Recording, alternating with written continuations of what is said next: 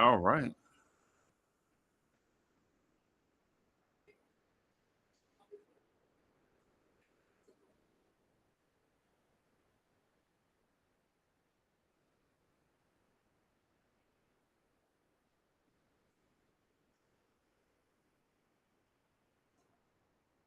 All right.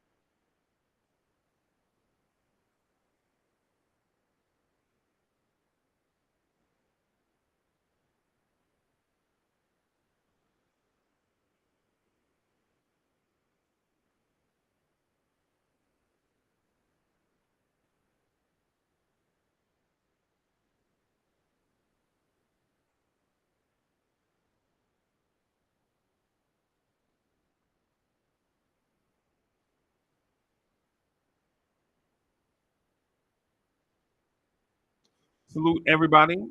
Salute. Afternoon, all. How you doing? Good. I wish Ivory 10 would come on here. I keep saying that. The two of y'all last show, oh my, yesterday, I was like, I wanted to come up and make my piece, but I was like, nah, I like seeing how y'all were going back and forth because both of y'all made very good points. But I think that his point about McBride was because he's still under contract for that extra year. That's what I got out of it. But I love to see the both of y'all call it. I think it'll be dope. But good afternoon. How you doing? I'm all right. Good to hear. I'm excited, man. I'm starting to hear more people talk about they're happy with what they see with the Knicks. So, like different podcasting shows. All right. Here we go.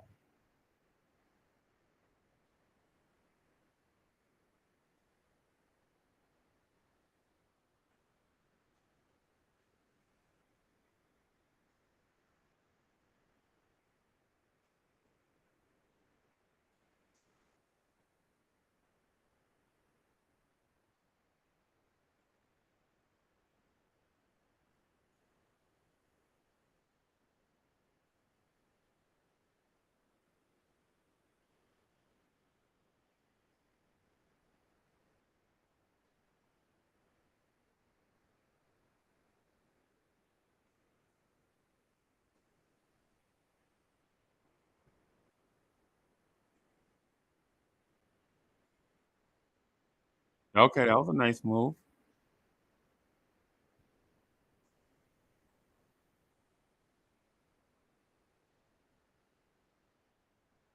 Good try, good try. Mm.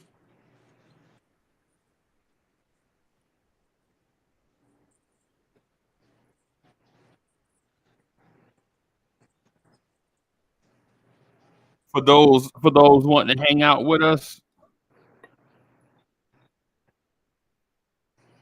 What was hang that? out and watch the game.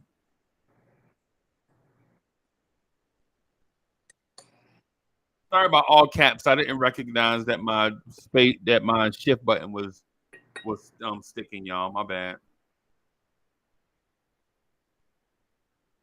Travel. Oh no.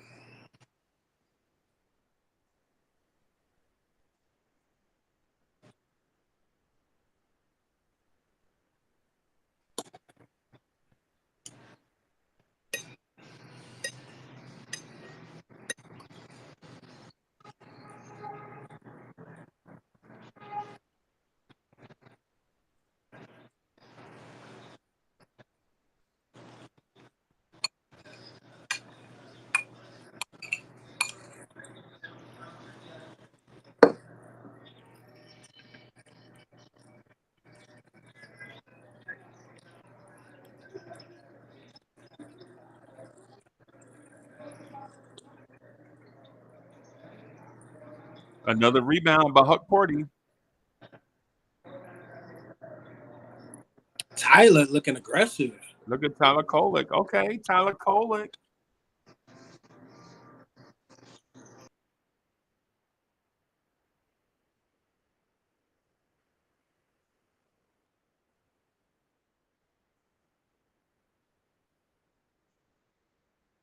Did Ivory 10 hit the playback TV button yet? But oh, he's coming on. Oh, I'm about to walk off. I like when y'all two. I don't know. But I don't know if he is. Just one quick point about it, though. What he said yesterday about not being effective without having an offensive shot.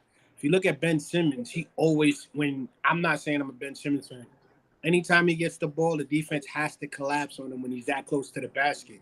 So if he could be in this league and that's all he's really contributing, imagine an actual guard that can do that. Yeah, we don't we don't. We don't care, bro. We know Tyler Kolek is a second round pick. That was through 2 summer league games, bro. We knock his way. We wasn't really getting too deep into that, man. Oh. That was just nitpicking. Oh, okay. Screen, get that good. See how his foot's are set? See how Capote's feet are set when he sets the screen? That's what I like to see. He's not on his tippy toes.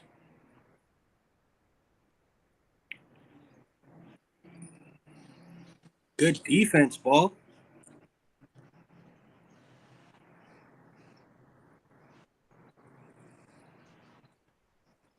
It looks like Kohler's playing good defense. It's just Washington's letting people get the shots off.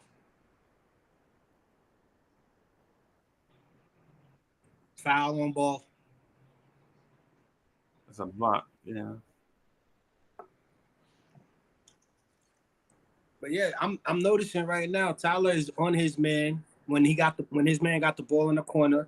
You see him fall for the fake. He put the pressure on the contested shot and went back into defensive stance.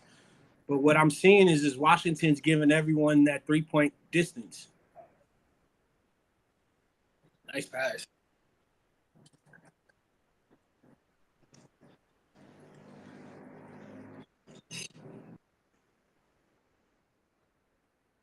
Dwayne Washington beat off the dribble again. See, and then he sags back to let someone else pick it up. Yeah, he got beat. He got beat on defense, and then Huck Porty got beat, and then it's going to look like Huck Porty is a bad defender. Mm-hmm. Who's back? Look at that. Tyler's back already playing defense.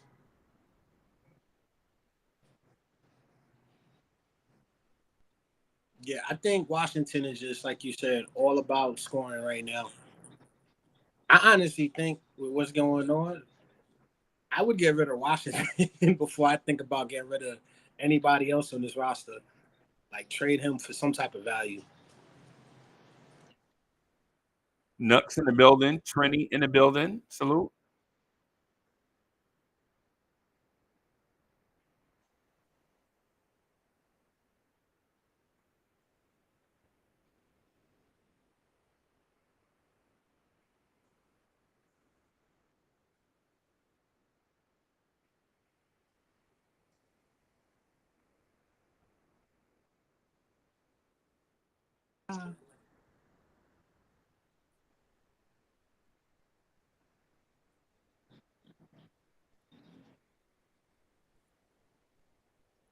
Like it.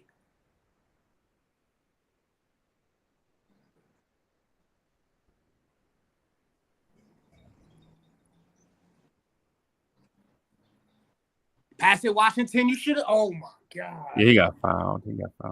Yeah. I saw him with his head up. I was like, pass it, and then he got fouled just as I said, pass it.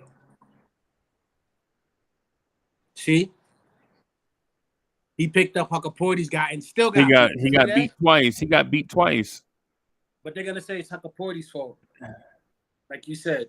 Dwayne Washington got beat twice on the same play. And it's summer league, so I'm not really concerned right there, but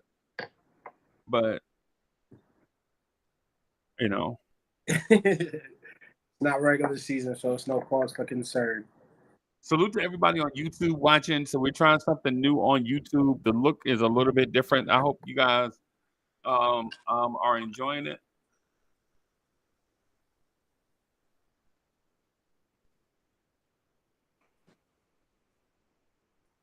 Again, the Playback TV link is there for anybody that wants to become a member of Blorange Tears on Playback TV so that they can join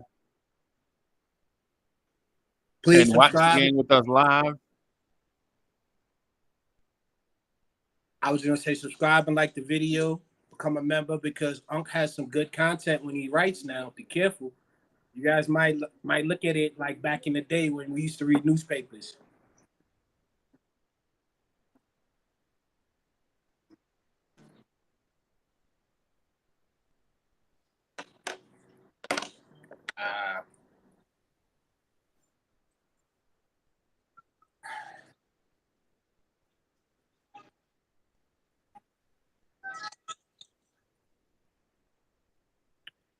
Packham's been a little bit quiet so far. I didn't even see him on the court earlier.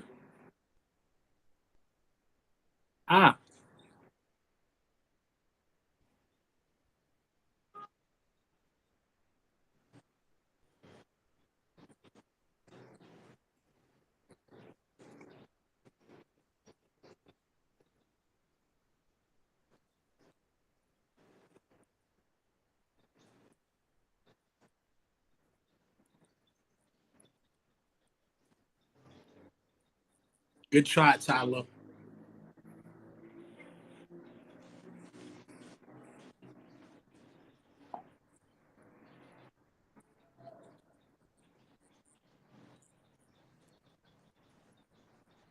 Down by 3.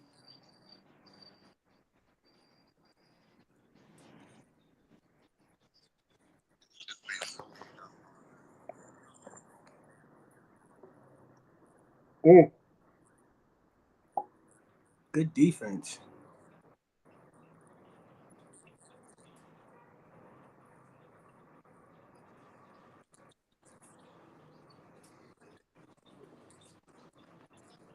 Damn, can he inbounce the ball?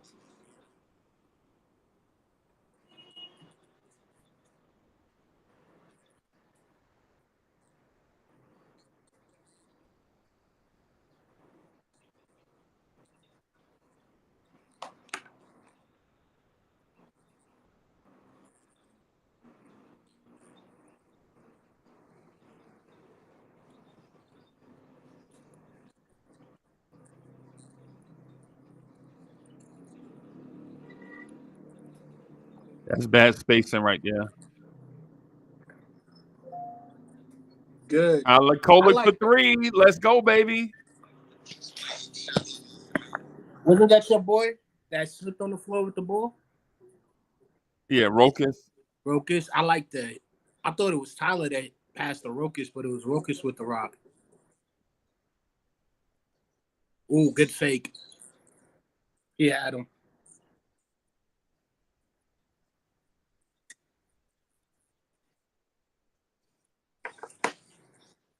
Take it back. Should have took it, bro.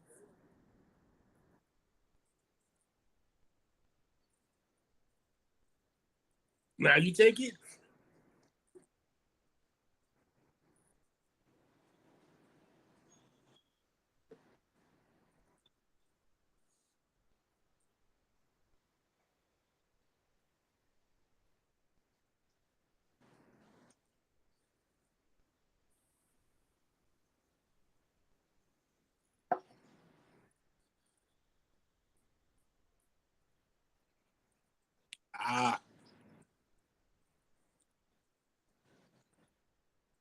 Ooh.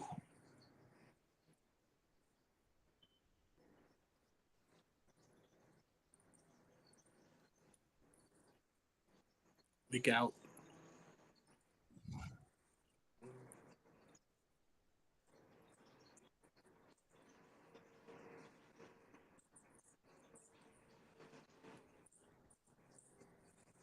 Damn. Yeah, that was a good pass. Mm-hmm. I like both of these point guards, man. I like both of our point guards here. Ooh, Money. I silent like these money. point guards, bro.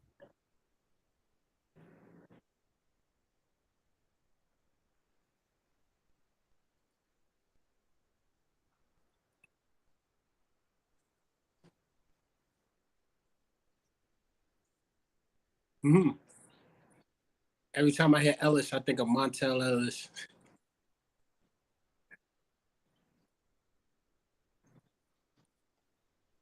Good rebound, ball. Look at Ball. Ball is balling. Look at Ball scoring.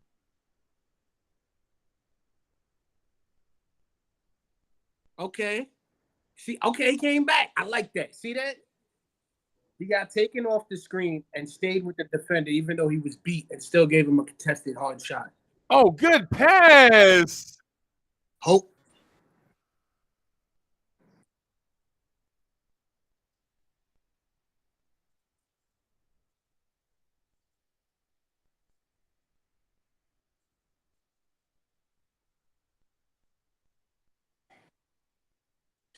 It looked like you either gonna shoot 60% and beat us, or you just gonna hit all your 3-point shots.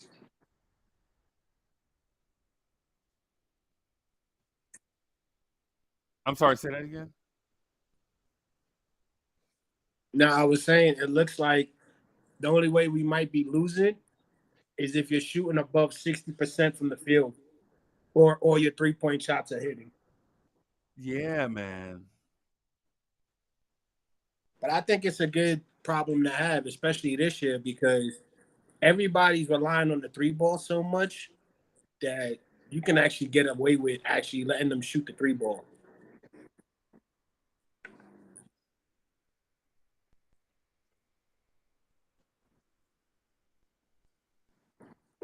Our young point guards look legit, bro.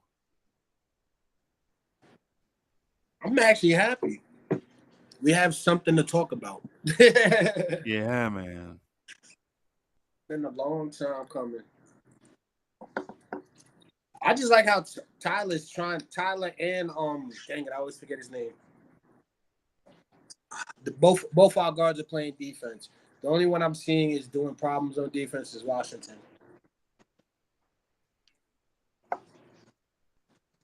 Rokas. I like how Rokas and Tyler are playing defense.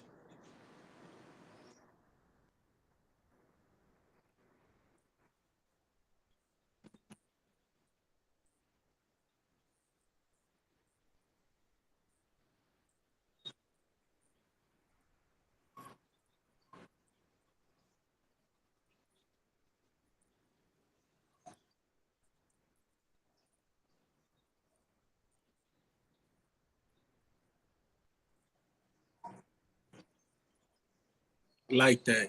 Calling out who's calling who's man and stuff. I like that. Yeah. That's what you're supposed to do. And look at Kolik's defense. Kolik is in position the entire time. See? I think he heard Ivy 10 was like, what? I don't play defense. You ain't watching. I thought Kennedy was bigger than both of them. Maybe he's slightly bigger. Yeah.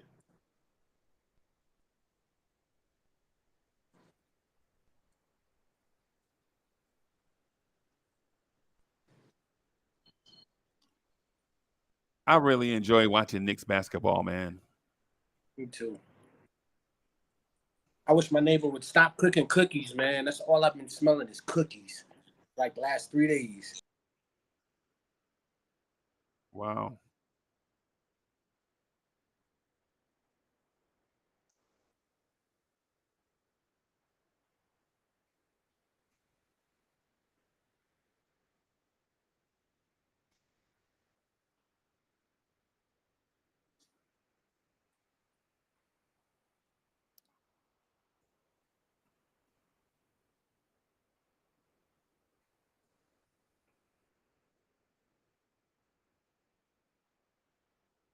Rookies. Okay.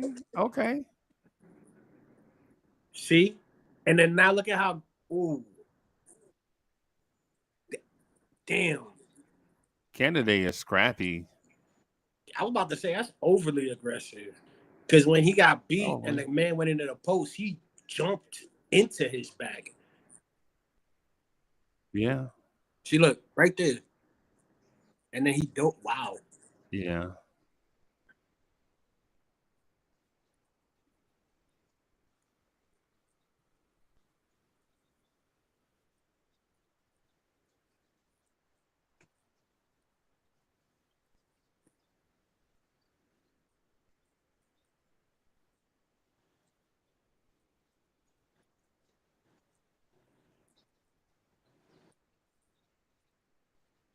I think Kings are good.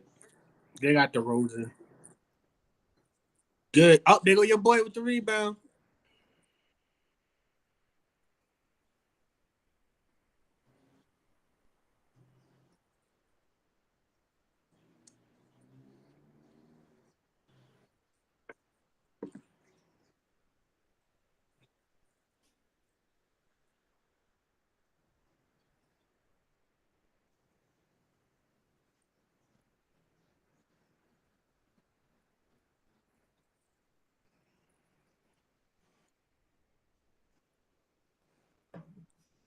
Okay.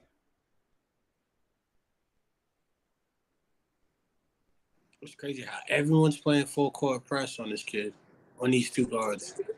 Yeah, and so we have 3 guards on the floor. We're playing a 3-guard lineup. That wasn't a foul.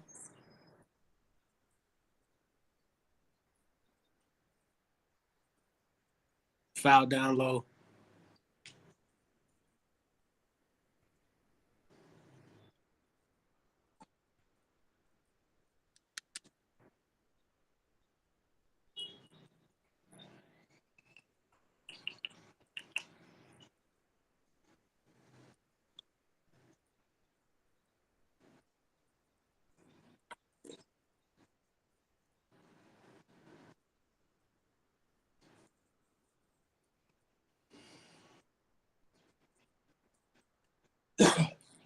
Wow. A cool is a rookie.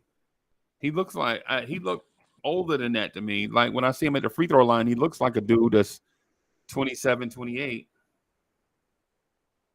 Like they used to say, that's a grown man. That's a grown man, dog. Yeah, you're right. I think you're right. You be like, he 12 years old. What? Nah, that's a grown man, dog. That's a rush shot. Oh, that was a pass?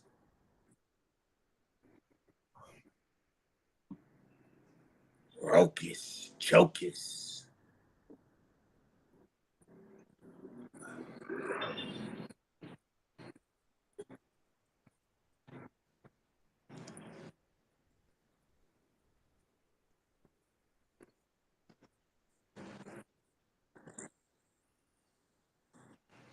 So Cowboy Bob, Ivory 10 is criticizing Tyler Kolek again for some random reason, but he won't come over to playback TV. Oh, here we go. But you saw how I called out. We've been calling out everything that the both guards have been doing, right? Yeah, we calling out the tandem defense, and he pointing out, Exactly. yeah, Okay. I now want to hear what he has to say because he made the adjustments. Ivory 10 was right. Last game he did have more defensive flaws early in the game, and he made improvements. But this, nah, it's only been Washington I've seen, and that kid that just got the foul that came in, yeah, 23. yeah. The perimeter defense, man. The perimeter defense thing is, yeah. I think we got to relax, bro.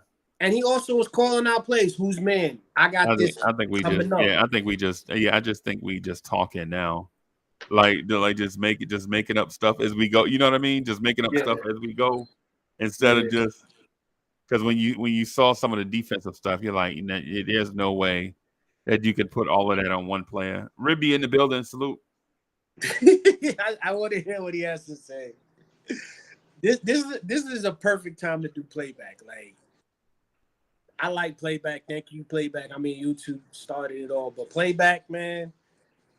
If you got something to say, this is the best platform to do it on because you could see it live streaming. I want to know what he sees that I don't. I'm really curious. Matter of fact, I'm gonna jump in the chat on YouTube real quick. Hold on.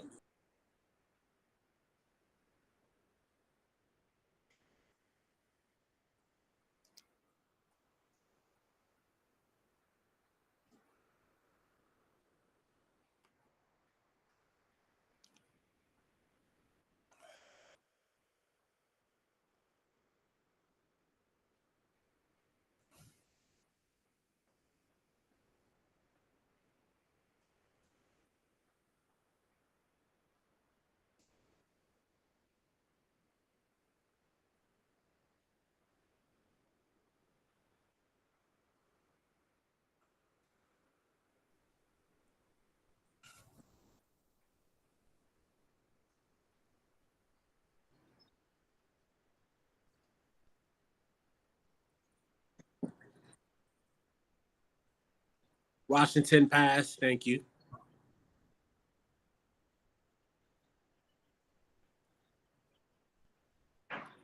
Oh, nice move, Skapinski. And he got it back. There you go. Skepin Sev. See? Look at Rokas. Look at Rokas' defense.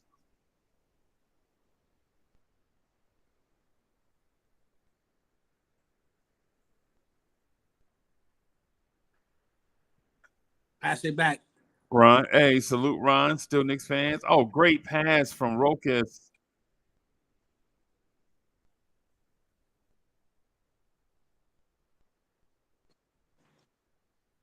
Sometimes you can't fake it, bro. You got to finish it. Mets is in the building. Salute. Salute, Matt. Salutes. Salute, still Knicks fan. No. New. Ah, There you go. And one. Like they say here in Colombia, dos y uno. I'd be like, what? It just means 2 and 1. They don't say and 1.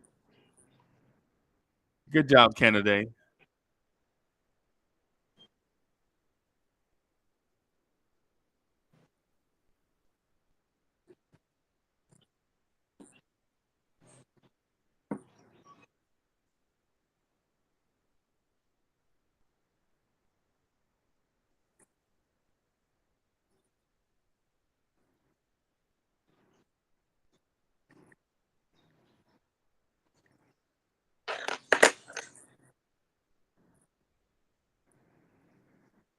Jokovitis. Okay.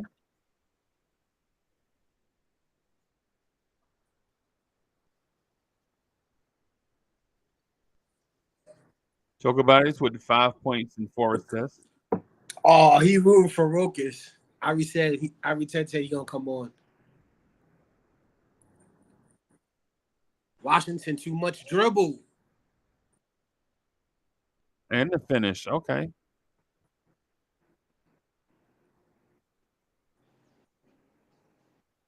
Wait, are we talking about the Doug Christie? Yeah, him. Oh, he's a coach. Yo, I didn't think he would do it. I always thought he was a good player coach. I didn't think he would actually do it.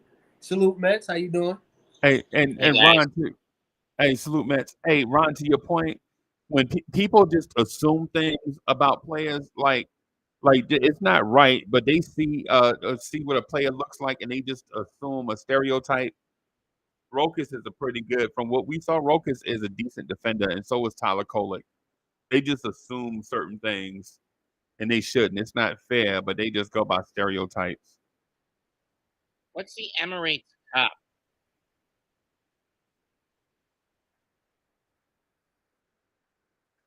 What's the NBA Cup? Is that a summer league thing? I'm not sure. Yeah, me neither. I'm not sure. I thought it was a golf thing, but I'm not sure to be honest.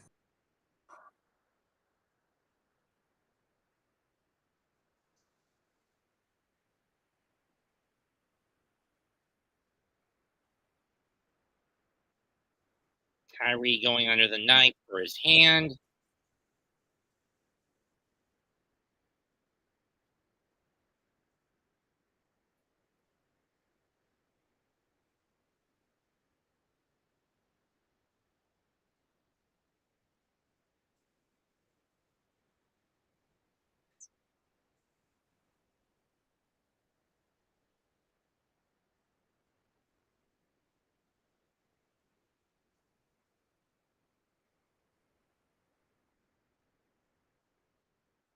Ribby, what's good, bro?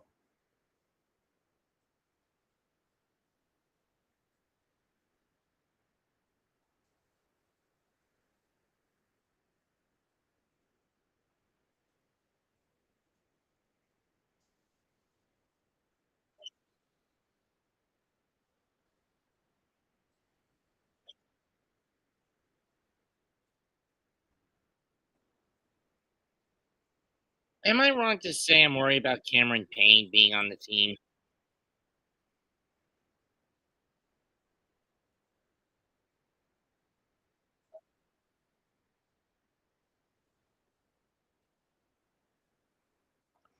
Good move. Good shot. Kolek, good look. You saw how he waited before he shot? He's like, I'm gonna make sure I got this. Well, less than a quarter and a half, but who's counting? See, you see what I'm talking about with Washington giving the guard the space? Again, Dwayne Washington gets beat again, and the defense looks bad. But we talk about Tyler Kolek.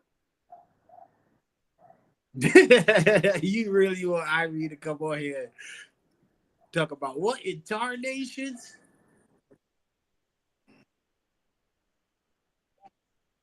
But because he wasn't supposed to be there.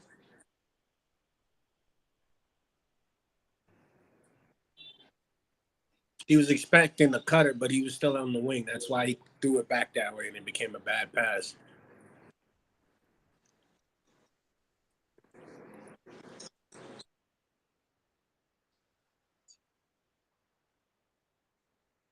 This guy went undrafted, Lewis, right?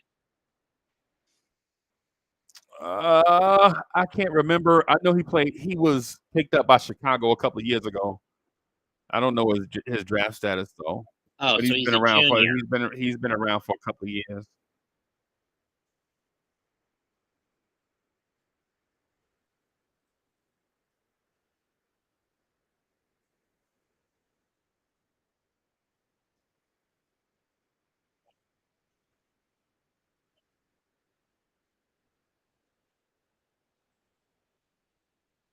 Yeah. Wasn't terrible defense there.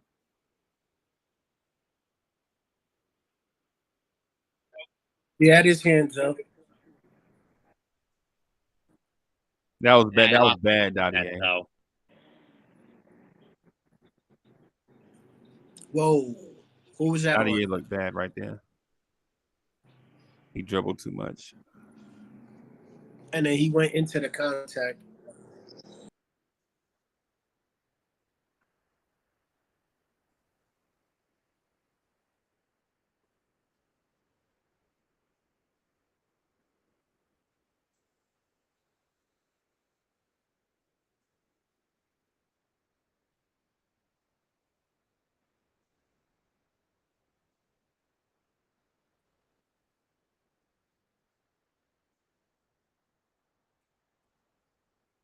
Ow.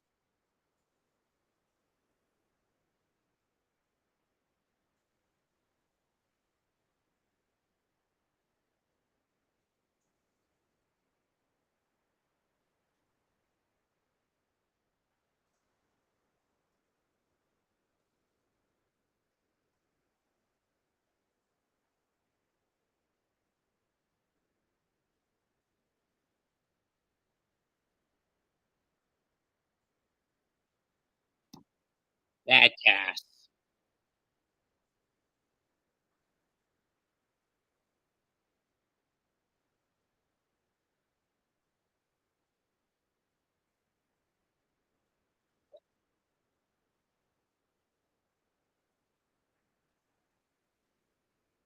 Nice. I like There we that. go. And the steal. Ball looked like he want to come up as well. I don't know what happened there. I don't think Kolek was paying attention on that one. Yeah, I don't think. Yeah.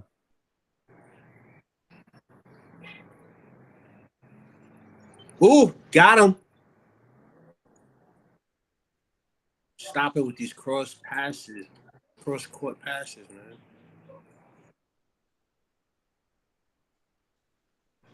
Good reach. I like that.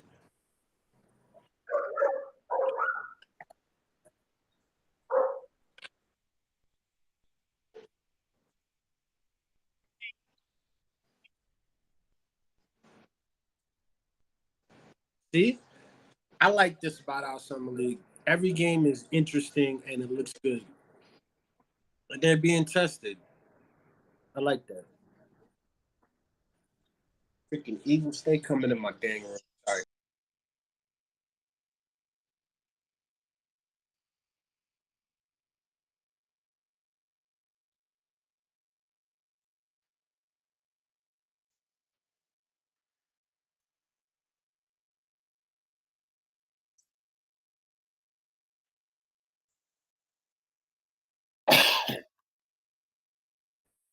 Rokas Jokibitis with 8 points and 4 assists.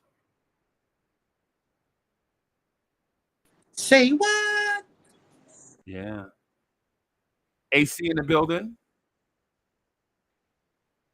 was good.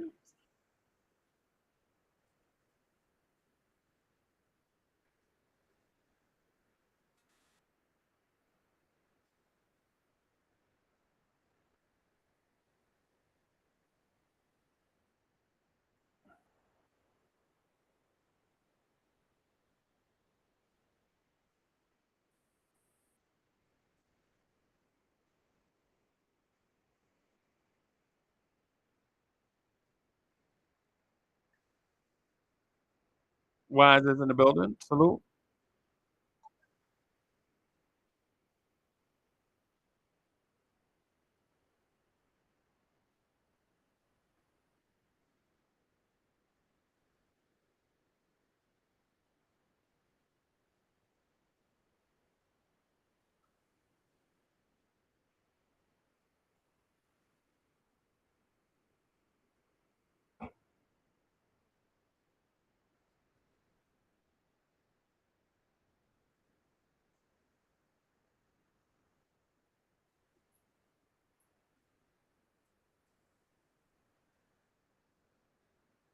There you go, Huck Porty.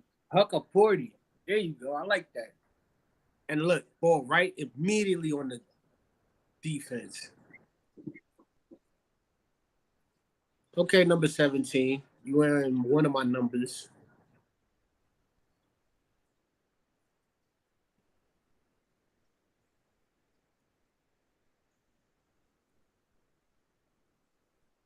Oh, good hustle, Huckaporty. Good hustle. I think one of Thibodeau's biggest defensive weaknesses is his over-reliance on drop coverage.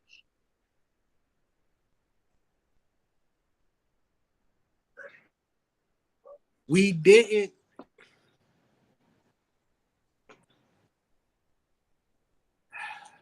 I swear, when they say, "Oh, we lost Hartenstein," it's as if, like, like you wouldn't part ways if you got paid $29 million for 3. It sounds like a funeral to me. Salute, Coach. How you doing this afternoon? Coach, what's good, bro? Just getting over it. I got that dang COVID. Win right now? Yep. Oh, man. That's too Damn. bad, bro. Hope you feel better. Thanks, man. This is the first day I've been out of bed.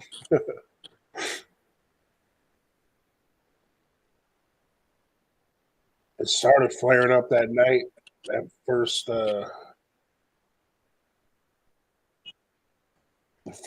summer league game night. Well, Coach, I hope you feel better, but your boy Ball is doing well, playing defense and scoring. Look at Huck did you Porty's see that? footwork. With the Huck left Porty hand. with the footwork. Let's go. Told you. He got some skills. It's just pretty. It's just so pretty.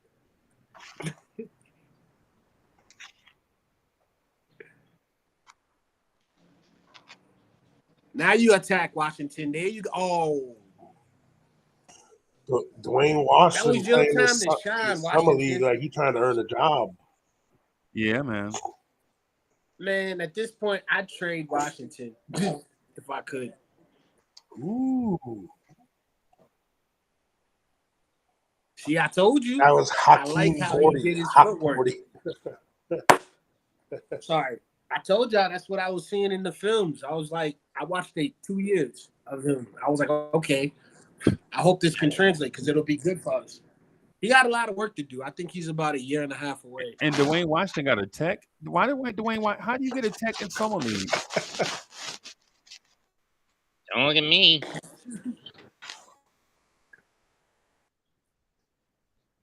Yeah, that's stupid. And he a veteran. Look, and he a veteran. Wow. Even your teammate tried to block you from the ref and you still was jabbing. Travel. lift up his pivot before he dropped the ball.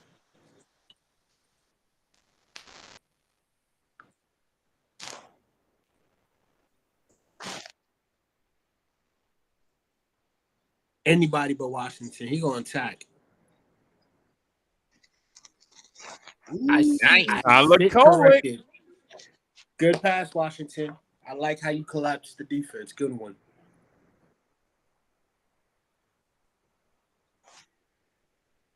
Good defense, Washington. Backcourt. I thought it was touched by the Knicks. That wouldn't really count the backcourt. He knocked it off his leg.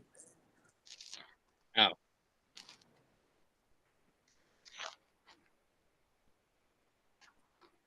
Nice pass. See, look at how Kolek uses it. I don't even care. See how he used the whole basket? I like that. That's like John Stockton type.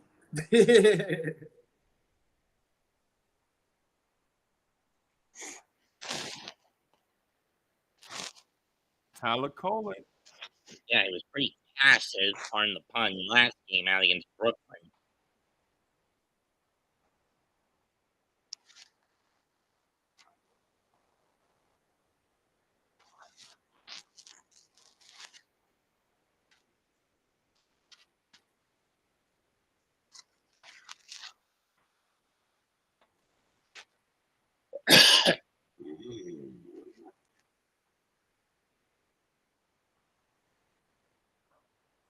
Hold up. They got McBride at the 2? Yeah, that's what he plays. Oh, wow. Everyone that keeps calling him a point guard, what games are they watching? No, it's not that. It's because of his height. I thought that he would have been the point guard and let Payne run the 2. And then they could just switch, like, have Payne be the point good guard. pass. Oh, Shakalaka! Good That's my pass. He eating them grits and eggs in the morning with some red-eye gravy. He gets Coach, swole. Coach, we just saw a big man that caught a ball and just, look at this. A big one man foot. caught a pass in traffic. Yeah, he's got good hands. I told you that, man. Give him a year. You'll see. You'll be like, ooh.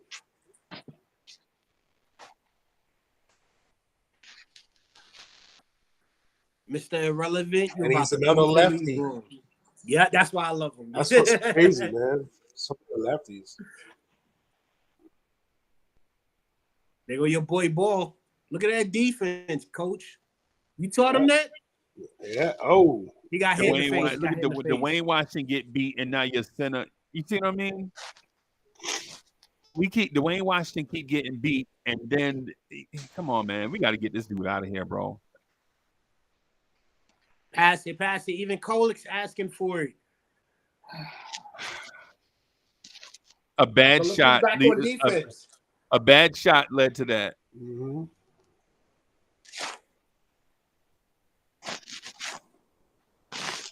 I see Kolek getting back on defense a lot quicker than Washington. Look, see? He's falling into the trap too much. There you go. Oh. Bad pass. That pass had too much sauce on it. That pass had he saw what's the name out of the corner of his eye, 55. But that ball had way too much. It went right over his. It was lined up. Didn't have his hands up for it. And I think that's party too, though. Mm-hmm. Where you probably shouldn't cut that close to the dude with the ball either. Probably give him a little bit of space. Coach, when you want to start doing the fantasy football stuff, just after you get healthy? I mean, I'll be honest with you. Today's the first half felt pretty good, so I can't smell or taste the damn thing, which sucks. So you maybe need a couple of weeks? No, I ain't got to smell or taste nothing just to do football. Oh, no. Okay. No, I'm just saying, like, whenever you want to find the space and the time for it. Okay. We got to gather who we want to gather for it.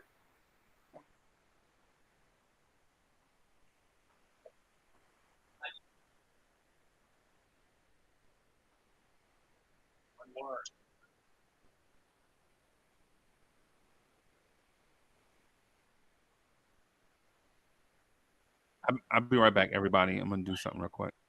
All right. All right.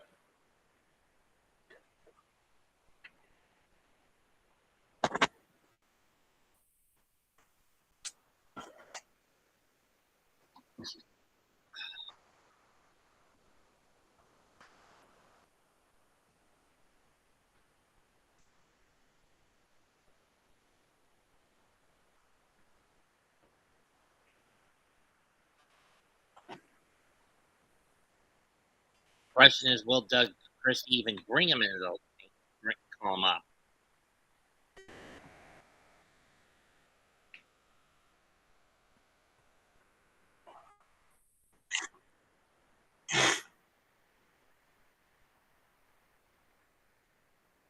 Or Mike Brown, excuse me. Guess Doug is only the summer league coach.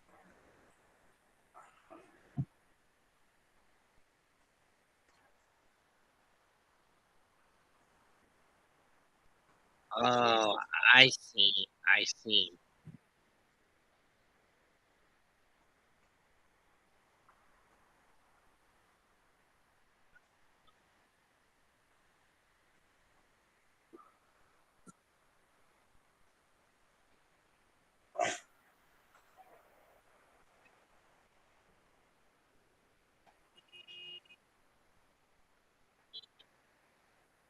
So I Wasn't think this the guy we Dwayne Wa- trade?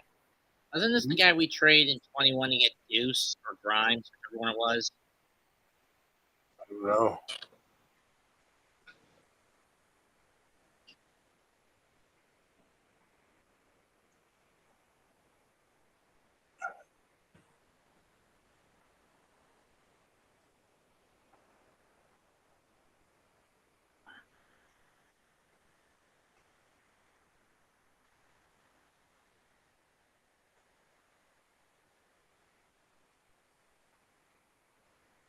Nice.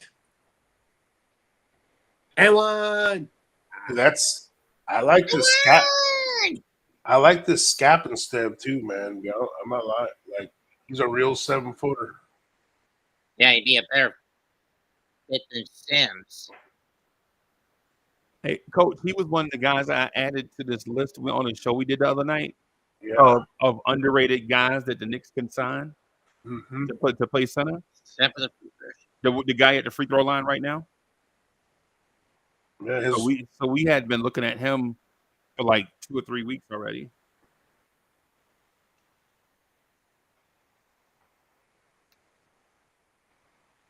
You like what you see? I liked him last year when I saw some G League games. He played in the G League last year, right? Yeah, yeah. I mean,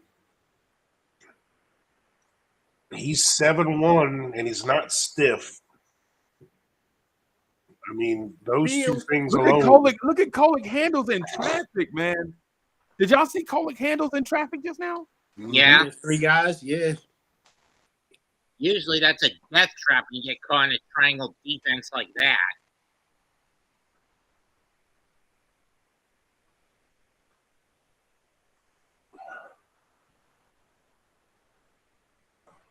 Oh, He tried to do too much, right? yeah. I was just about to praise him for, look at him taking it to the rim. And then that. He is a 7-footer, though. Yeah. I mean, he actually has a little touch. Yeah. He made a 3 last game. Yeah, he sure did. He sure did.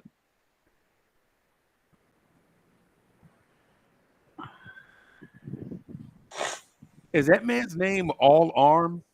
Is that his real name? Little man chilling. Little man act like and he on his phone too. Little man act like he been here before. Mm-hmm. Shout out to Anthony Mason, All Arms. Yeah, yeah.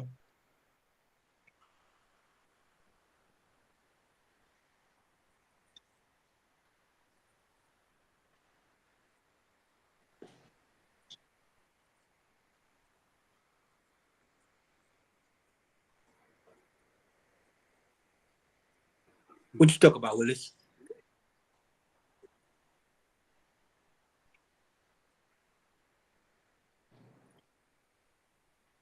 Cut to the basket.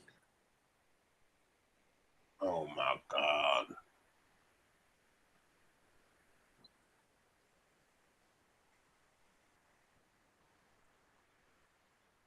What?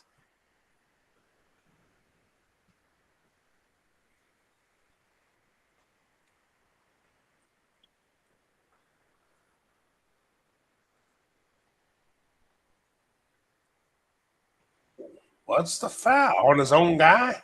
Yeah, I don't know. Bro.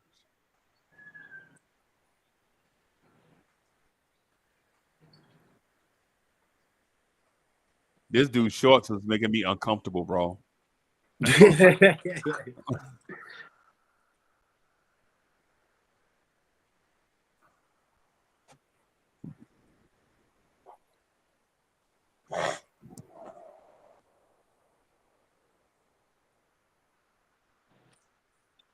Yeah, you better throw that in there. Yeah, he better be. I was gonna say pause. Pause.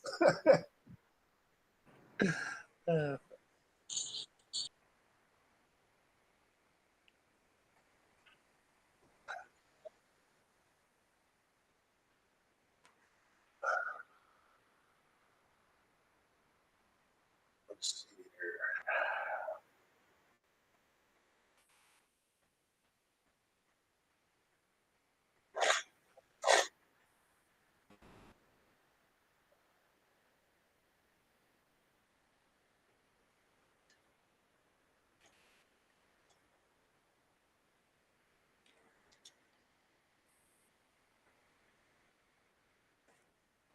Ariel took 5 shots, and he has 9 points and 8 rebounds.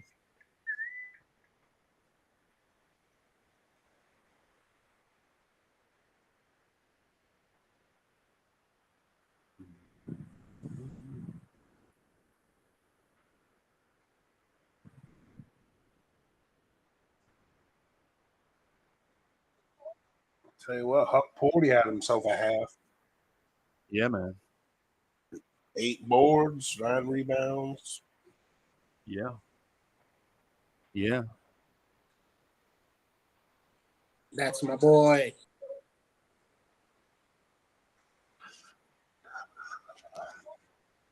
The Rokas look better this game, though. Yeah. Hey, I'm gonna turn down the stage a little bit so that, and I'm gonna turn up you guys a little bit. Oops, wrong one. Oh, there it is. Yeah, there it is.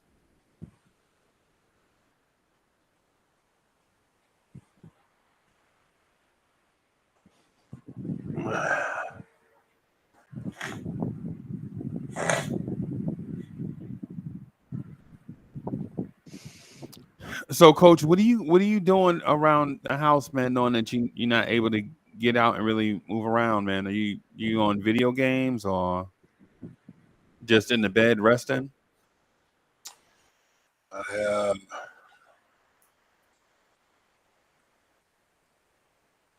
started a new campaign on State of Decay 2. I don't know if you ever played that game. No. It's like a zombie survival game. It's on PS5. No, I play PC. Okay. I didn't pre-order college football, unfortunately, so I got to wait till the 19th to play that. Wow.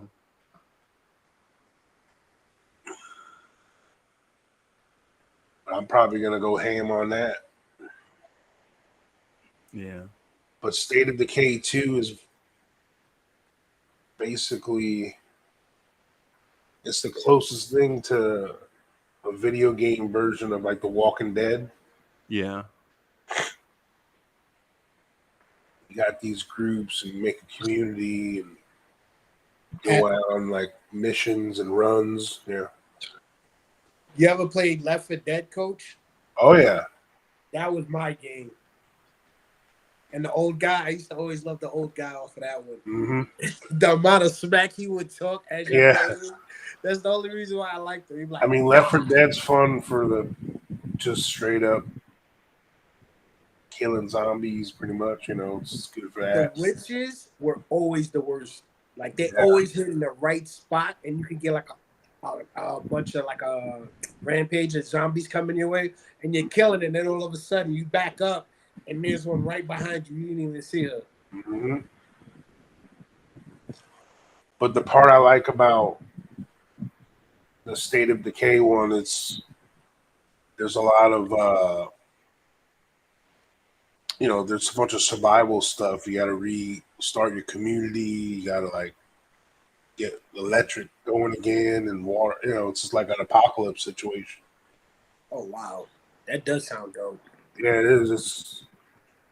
What's cool is you can play co-op too. Like you start a community and then you get someone else come over, and then but once you outgrow your base, you gotta claim another one in the world. You know, get a bigger one. So it's pretty cool. It's pretty. You got to keep everyone fed and drinks and everything. You know, it's Wow.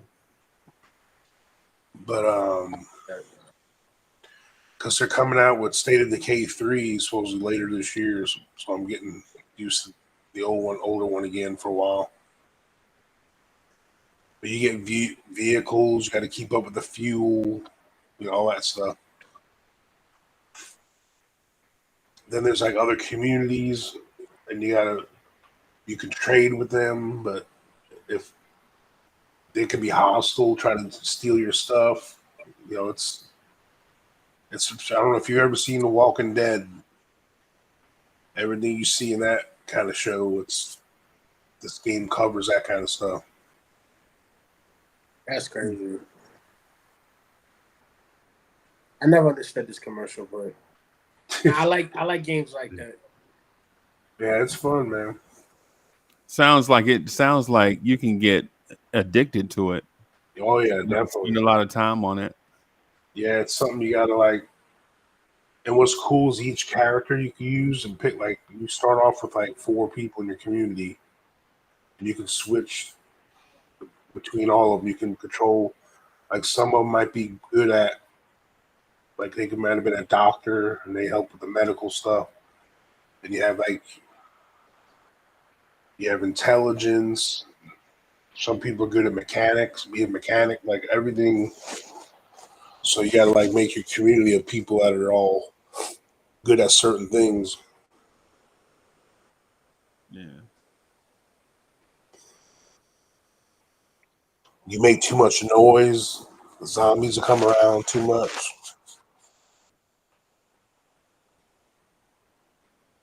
I gotta ask: has anybody played Freddy versus Jason? That's an older game. I know. I thought it was dope though. Sometimes. Well, they have that Dead by Daylight game that's got. I think it's called Dead by Daylight.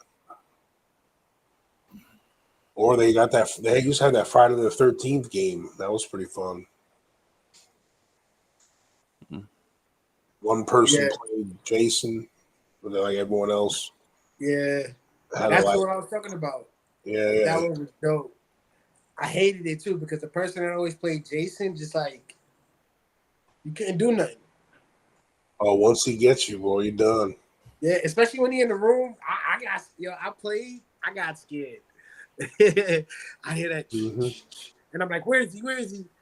And he just breaks through the wall. I'm like, "Yeah, what this ain't fair." I just get all them car parts as soon as possible. Yeah, me too. I mean, just get up out of there.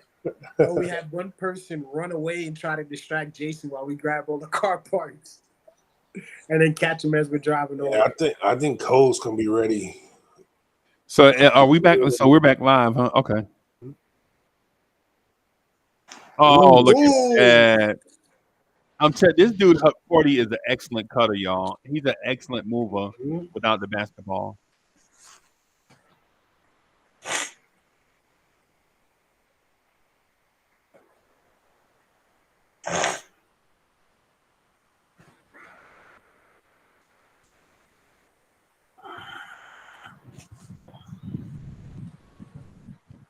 He had 14 in 2 games.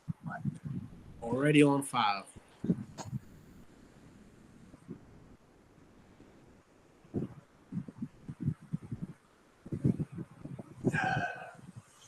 Do you almost think that the front office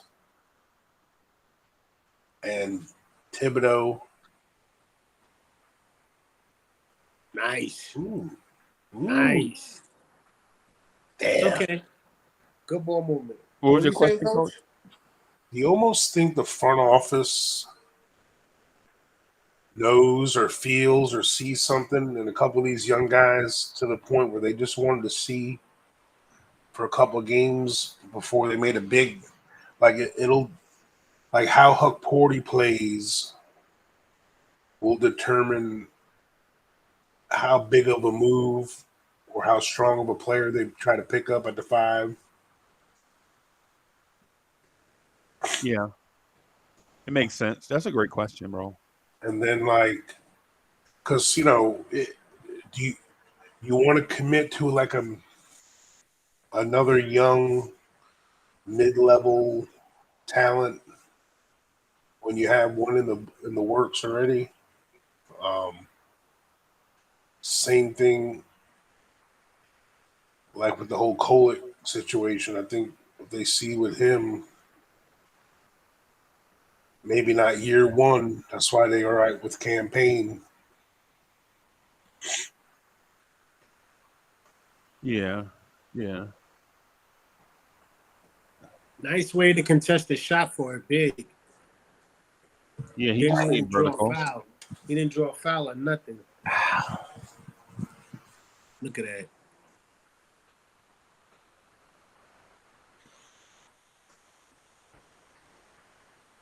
That was a great question, Coach. I think so. Yeah, I don't know.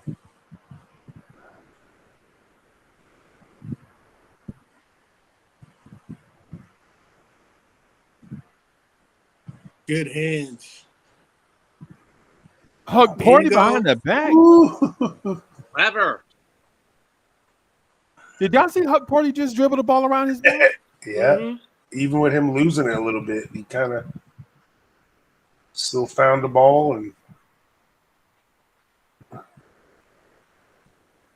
YouTube chat. Huck Porty wrapped the basketball behind his back in the yeah, look. 1, 2. Up. He tried to do it. He tried to do it between his legs. Yeah. What? On the screen. It was on the screen. Told you got to keep your feet down, man. If Mitchell Robinson had done that, we'd have said he was the GOAT. Well, catch the pass where he was wide open to dunking for Poland. Block. Or contest. Nice shot. Ooh. Damn.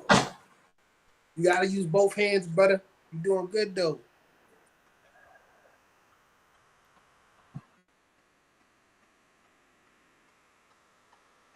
Mm-hmm. Oh, so now everybody want to talk about Huck Porty. Hey.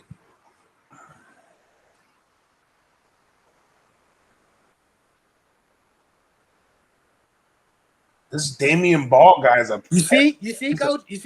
He's a pesky defender, I tell you. Yeah, man. Hey, but you see what he's saying about Huck Porty, right? Did I not say this on the show when I was beefing him up that all you need him to do is box out, rebound, and just grab boards? You hear him, right? Okay. Yeah. All right. That's called basic requirements 101 to be a professional center, if you ask me. It shouldn't be like a special thing, like, you know what I'm saying? That should be your baseline.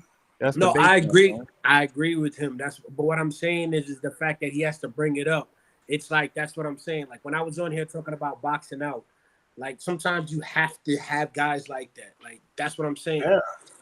I appreciate the fact that they're actually pointing out what he's doing, because before a lot of people were saying Huck Porty wasn't him like that because of his offense. But then when you hear him say focus on what he has to do, rebounding, boxing out, and playing defense.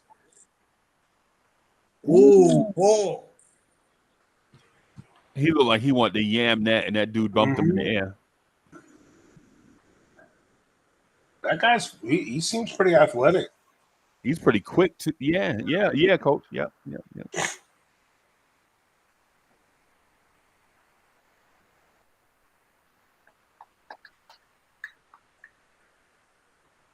They want that 3 ball. Dwayne Washington, why are you picking up 46? Oh. Bro, you saw that. So why is he tagging 46 when there was a shooter on the perimeter wide open?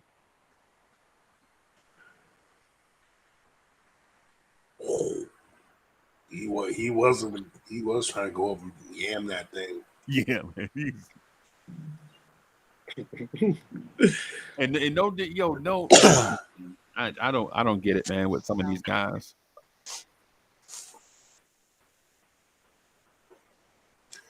To me, I mean, I understand why Dwayne Washington is. I mean, he's the barometer, I guess. Okay. But I wouldn't be. He shouldn't be the focal point of any kind of any offense or nothing. Like, I don't want Dwayne Washington taking over. I want to see what these other guys can do. Yeah. I mean, I already know what Dwayne Washington Jr. is. I mean, has anybody seen Toppin? No, as a matter of fact, I have not seen Jacob Toppin. That's why That's a great question. Yeah, I just realized that as y'all were talking about Washington, I'm like, what happened to him? Yeah, he hasn't played. Damian Bard. That's what happened to him, I guess. Damian Bard out here playing those Toppin minutes. He's hurt from last game. Oh, yeah. I said in the chat. Okay.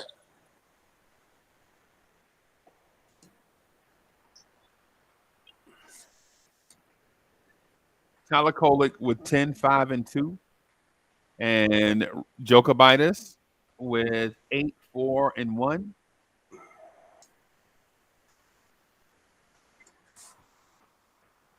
Huck Porty, 11 and 8.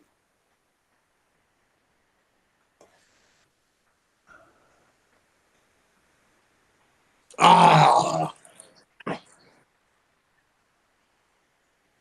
Take that, Puffy style.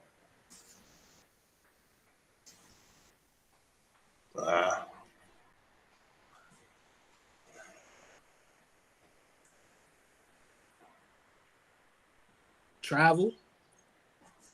Good move.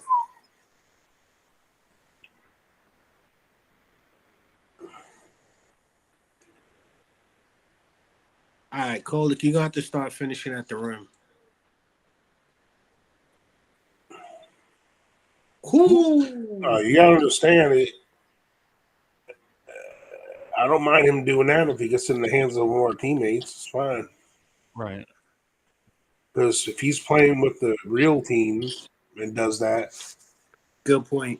Mikhail or OG or someone else is gonna be Dante gonna be popping that 3 when he kicks it out.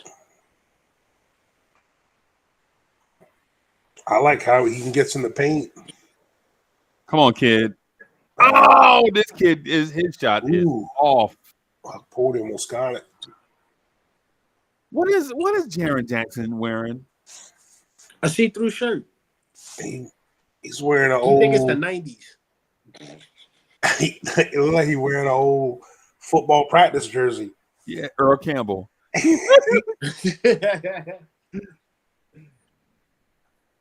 If he wearing leather pants, I'm laughing.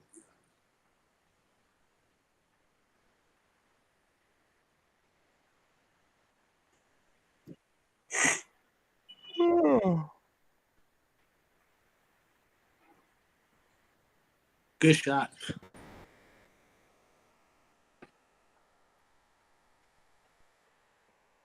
Dribbling with his head up. Oh, good assist. Somebody got a look little at him with the floater. That's what I want to see. Head up, not down when dribbling. Don't do that. Don't. I hate seeing guards reach. Ball, I could see doing it, but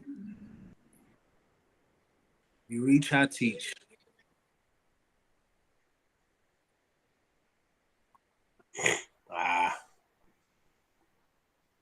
Grab that. Take that. Take that. Oh, Let it rock. Let it rock. Hey, coach. Jokovitis just rebounded out of his area. Mm-hmm. You know what that speaks to, right? Athleticism. Yeah. That's what that means. We got a couple young athletes here. Ooh. Oh, that was a dime. That was nice, bro. That was your dunk right there, Ball. He's got vision, bro. That was Yes, forward too. What is it? 10 minutes on the clock in the summer league, or 12? Or 10-minute quarters. 10-minute quarter. I like seeing his defense, man. Oh yeah, Ball's a baseline to baseline defender. And he's moving his hips, his opposite hand is up. Hey, and with all that effort, he's scoring too. Mm-hmm. Yep. You don't see that too often. Well, he's a 3-and-D. He looks like he's shooting three. He can actually drive. I think he's made 3 threes already. I think I'm at a point where I'm no longer going to question the Knicks development squad. I'm just going to sit back and enjoy the show. Kolick. Damn. 14, you can't swing at the ball like that.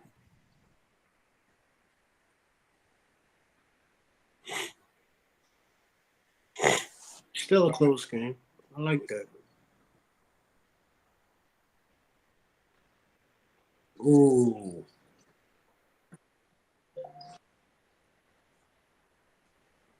Nice save. Kolick. That was a nice save. Yeah.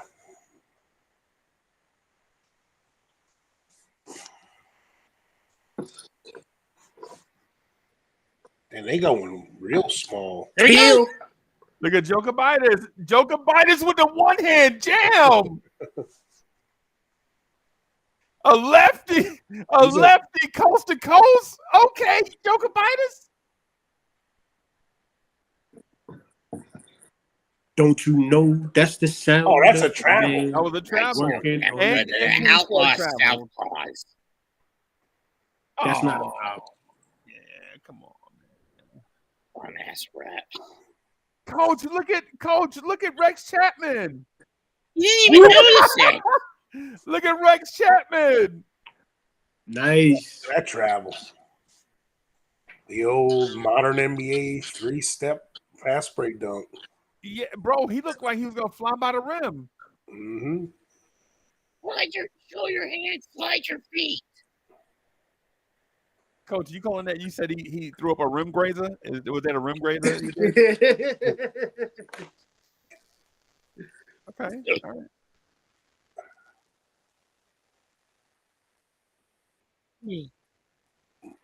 Well, how do we find all these lefties? So weird. I'm not complaining. That's going to help us out a lot. Our two best players are lefties. Yeah. And you got Tyler Kolick and Akaporti, lefties. And is Rokas a lefty, or he just dunked a lefty? I think he's a lefty. I think he's a lefty. That's crazy. Oh, wow. That's 3 more. I would love to see that, the 5 starting lefties. Well, last year because Randall's a lefty, Hartenstein was a lefty. Yeah. Brunson. RJ was a lefty. Yeah, and RJ was left. I remember that. Oof.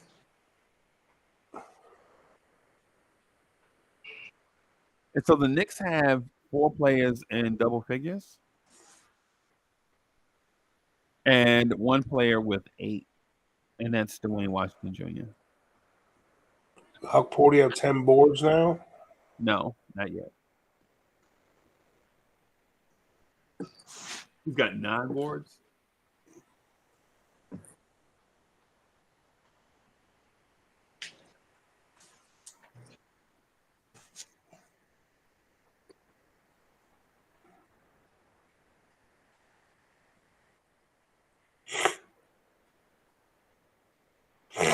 If he gets into the middle of the floor, there you go. Get it to the middle of the floor. There you go. That's bad spacing right there, but okay. But we got a 3 out of it, so.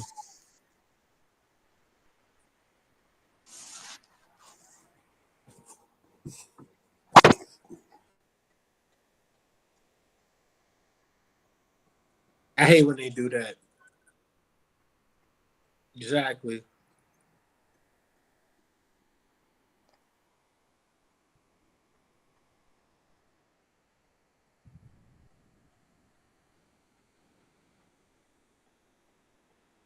I thought Ellis played last year. If he did, we didn't notice it. Ooh. That was a double dribble, man. Ooh. He double dribbled. They didn't call it, man. Go with it. Dude, that original pass by Kolek, though, was nice. It was nice. Yeah. Does he get an assist for that? Yeah. I don't think so. He took a little too long to get the shot off. I don't know. They gave it to him. Okay. However, Mets, I was with you. I'm with you on that one, but they gave it to him. So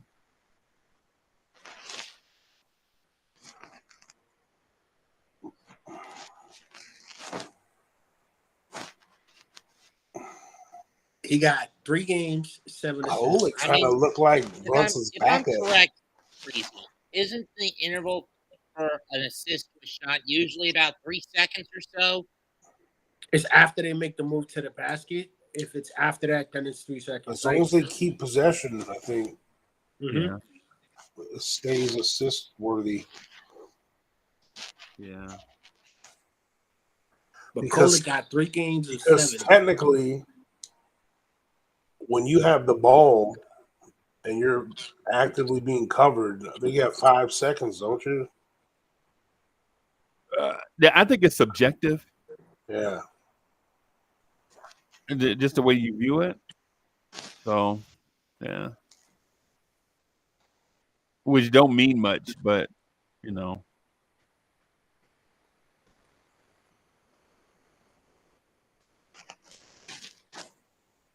He gonna pull it after the screen. Oh, it actually drove.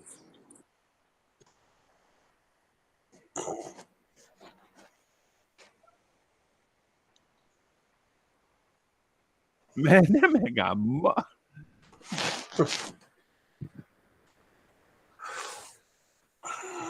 Roll it back to the line.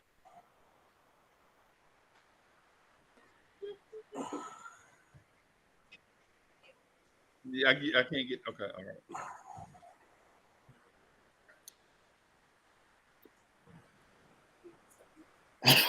Yeah. Sometimes I wonder why they treat the summer league like high school basketball. Maybe a case of that coach something you got for that. And something else that I could microwave for lunch. Like some microwave that is.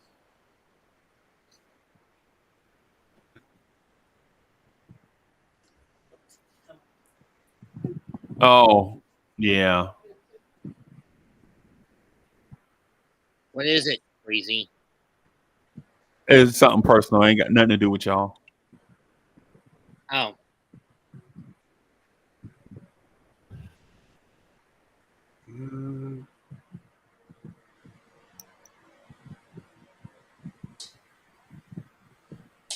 Oh, this guy back in. Oh, no. I was enjoying the game. If he touches it, you know he's shooting it, bro. But it's 1/8. Yeah. Oh. Not a bad shot, just a little off kilter on the angle. Yeah, whichever one is up here.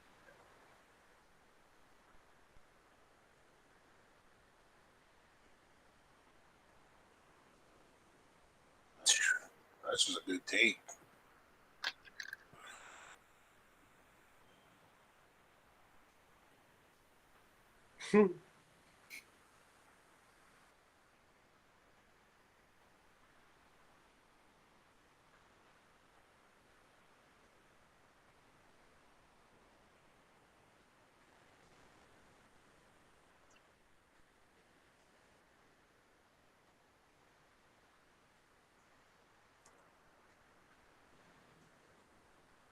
Yeah, but I think if Rokas were to make the team, he has to wait till after 30 games because when we were discussing it, he could play 50 games, up to 50 games this season.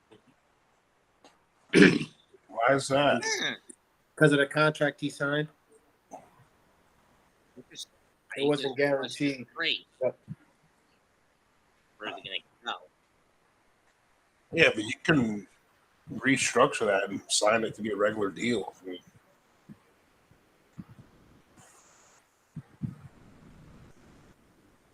I didn't know that you could do that, but as of now, that's what we came to the conclusion of. Sorry, I'm stretching my back. no, I don't know. What is that? No, based off of the contract that he signed with the Knicks, he could play 50 games this season. Yeah. Yeah, because technically he's not. We only own the rights to him technically. Mm-hmm. Yeah.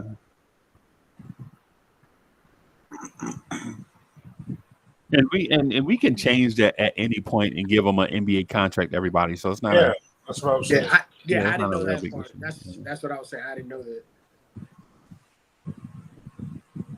He's 4 for 11.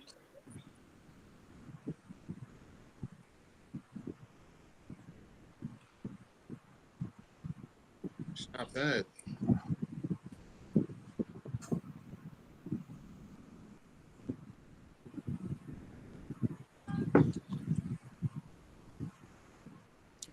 Man, Dwayne Washington, come on. That scalping step actually has pretty good feet. That's who I'm watching. I'm watching these big guys and our point guards. Nice lay-in. Yeah, that was a nice layup. I love seeing high off the glass. Oh, that wasn't a moving screen. Dwayne Washington they picking on this dude, bro. Throw your hands and slide your feet, Dwayne. And he's the oldest dude out there for us anyway. He rejected the screen. And got the screen again. Blah. He's got tunnel vision.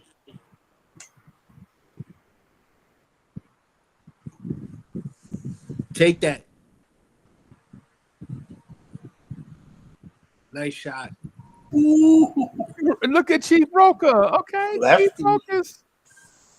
Rokas bringing the You know who he reminds me of? What is that? Oh, good comp. That's a good comp. Yeah. Yeah. He got pushed into that screen. Uh-oh. He even got that. His jump shot looks like his. Yeah. And the hair. There you he gotta is. There talk was the about the shot. hair, coach. Well, You gotta talk about the hair, the White hair. fluffiness. I'm joking, but that was a good call. Watch what you do, Timmy. Ooh, look at Roker. Yeah, 'cause look at the from layup. basket. Just as you say, I see him doing the layup the same way. Yep. Coach, point guards that can get to the basket? What is this unfamiliar feeling? Good Oh, D, did Dwayne. Good Washington D. play Give it Give it up. to the big man. Booyah! There you go. Washington playing defense. Look at Maybe- Dwayne Washington and pass on the same play. Maybe there's hope for him after all. That man. He yoked it from him too. He like, give me that.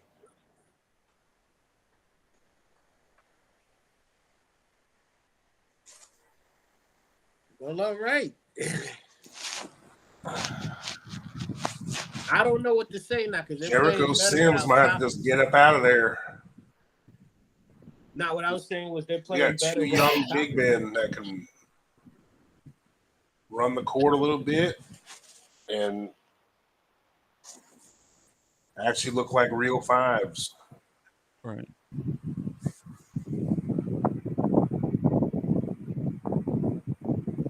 I mean, I don't want either one of them to be the insurance plan when Mitch gets hurt. Then they got to be the starter, but Right. we still need someone for that. But those two need to be brewing in the background for sure. Okay. I mean, that's what a lot of people are thinking about.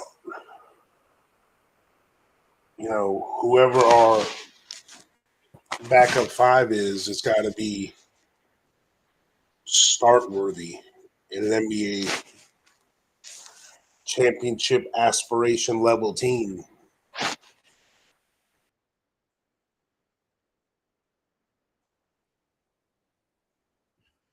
All right, everybody on YouTube side, hit that like button, subscribe to the channel.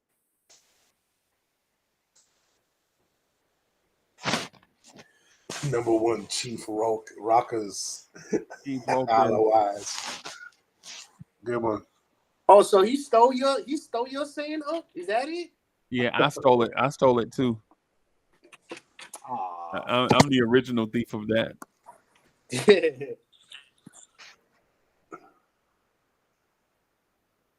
Oh my God, what a lucky tip. Cole Anthony must have been on the not Cole Anthony, but Cole Aldridge must have been on the floor just now. Lucky tips going the other team way. Dwayne Washington had the cutter right there. Missed it.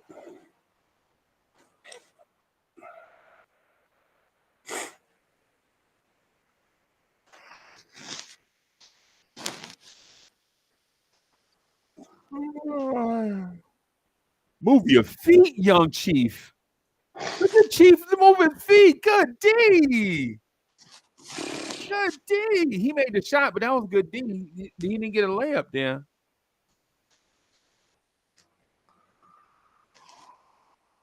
What are you doing, Washington? What is he doing?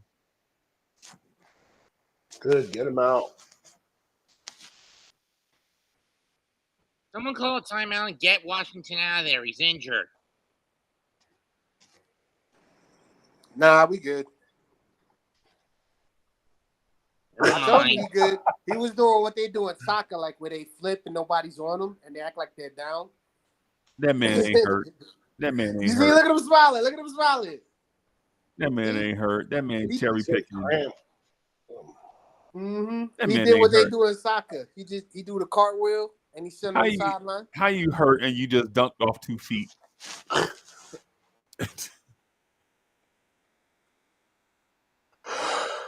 Bill, It's like Daffy Duck when they were doing the football play. You get to the sideline and he doesn't get out of bounds and he just start running. Good decoy, Washington. Good decoy.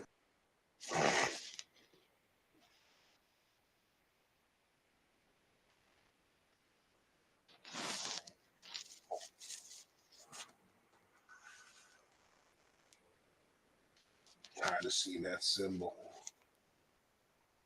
Man, do they still sell automatics? I thought they stopped selling automatics.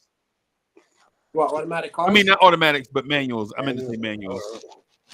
No, they still make them. You just got to special order them. The manual is like how the Lexus was, where the click gear is on the actual steering wheel. That's how you change it. You get a manual. I forget what it's called. I know BMW and Lexus had it back in like 2000s. I think it's called click shift or something. But yeah, it's on the steering wheel now.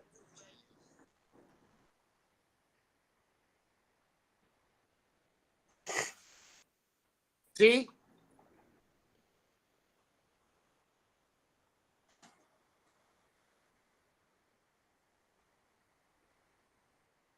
Yeah, it was cramped.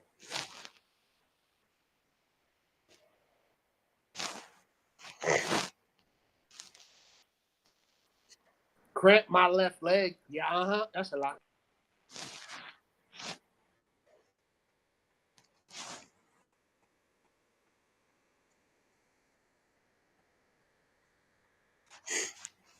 Good pass. That was good. That was good basketball. Yeah, that's good. I like the Kolick. Rokas. Oh. We actually have a point guard that takes it down the lane and then looks for the pass Yeah. to the cutters and the.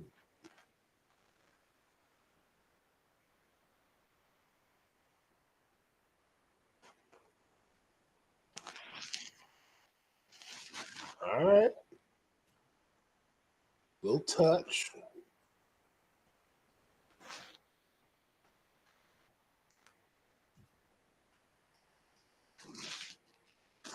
Ooh.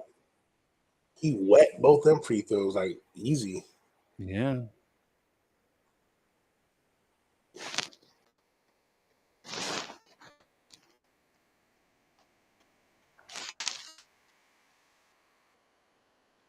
I like the two young guards playing together, bro. Mm-hmm.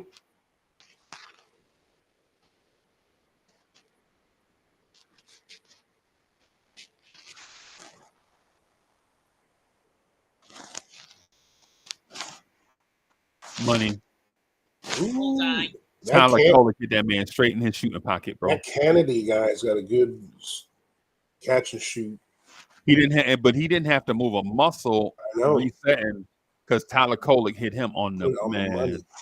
Yeah, man.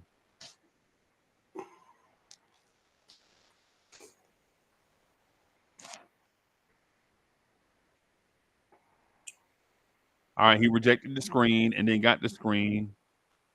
He wasn't wide open. Good job. Jokic pulled it out when the spacing got bad. No. Oh! It was bound to happen. Good D.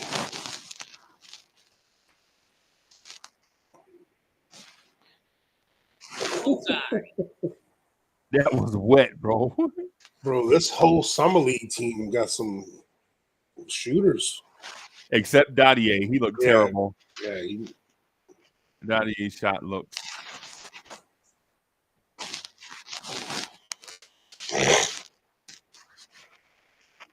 Wow. That was a good take. Yeah, that was a good take, man. That was 36 again, being aggressive.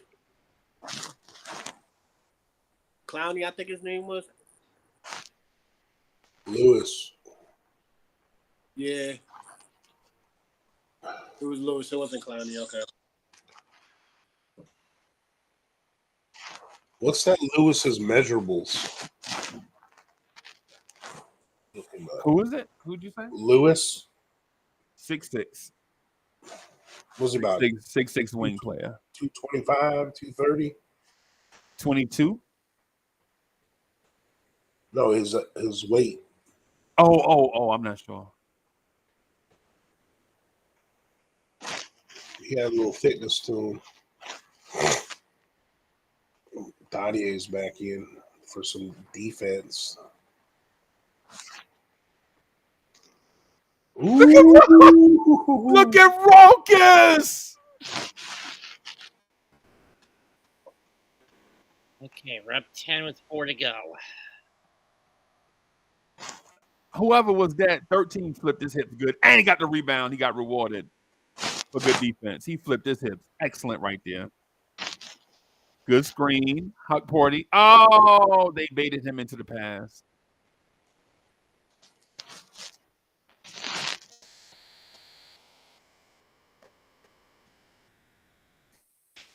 Coach, he might be more athletic than we think, bro. Mm-hmm. I'm not going to say he's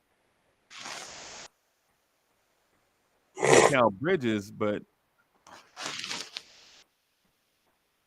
come on, Dadier. Come on, Dadier. What are you doing? He's trying it. You can't buy a bucket. Ooh, good D. Huck 40.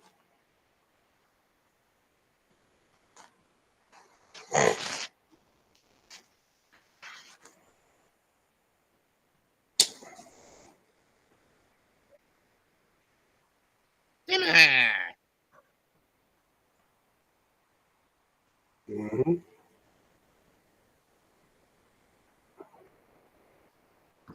What? Yeah, away from the ball. Yeah. And Kolek, right? He like, dude, he was hitting me on the arm.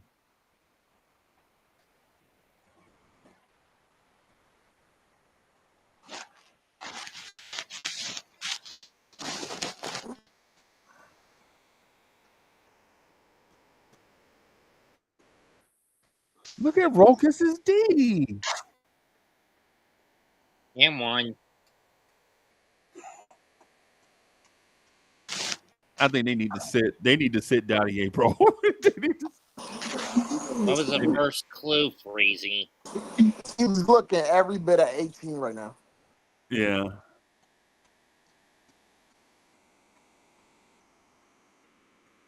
He tried to push him in the back, bro. You gotta move your feet, boss.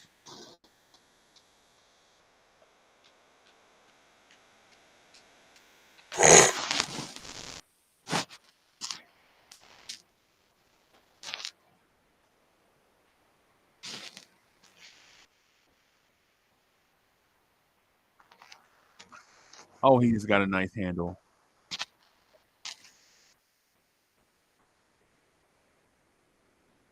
Don't foul him. Don't foul him. Ooh, good He D. blocked the shot. And then got he got hit in fouled the coming out of face the pack. for it.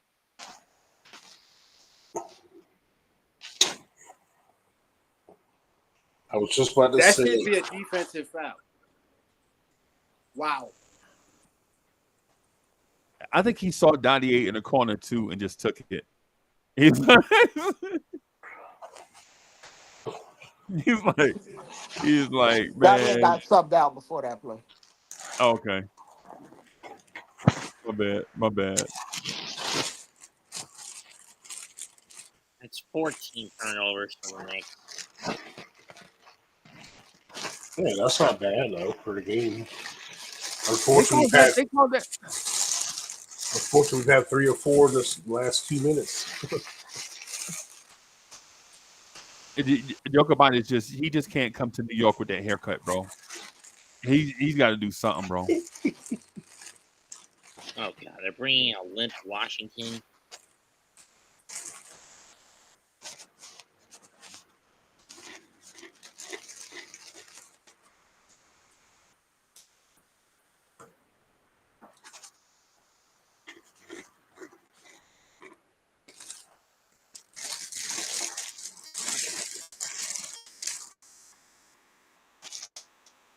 Y'all want to watch Walker Kessler?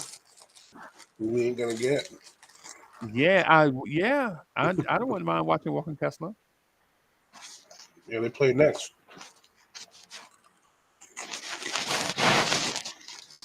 Ooh, somebody's mic is extra sensitive. Oh, my bad.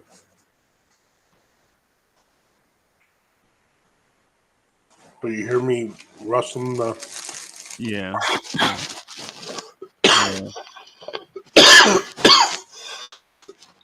Excuse me.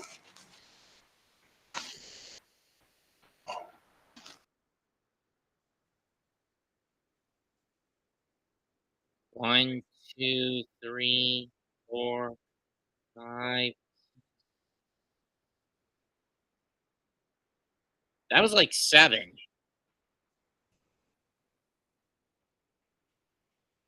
Right.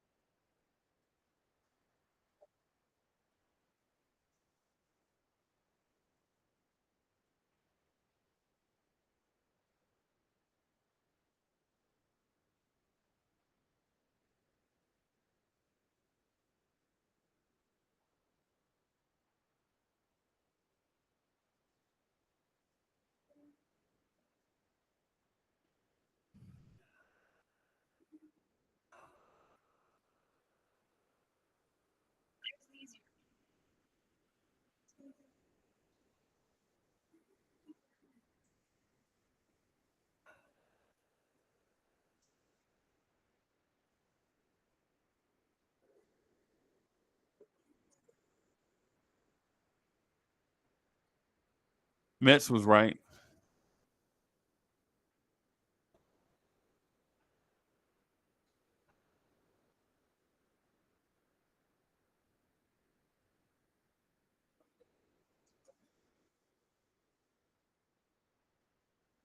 Yeah, it's a lot of ball. It's their ball, man. Just give them the ball.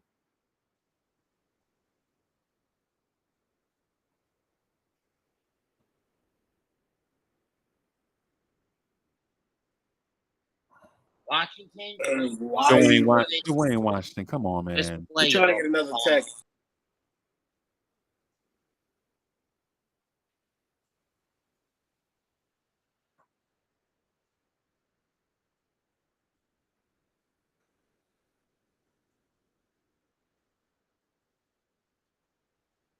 I wish my ears were deaf when Dwayne Washington would talk.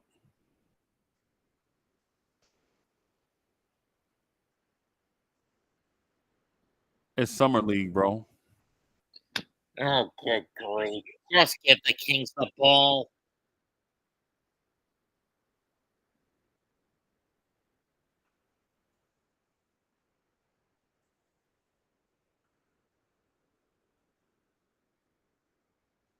Thank you.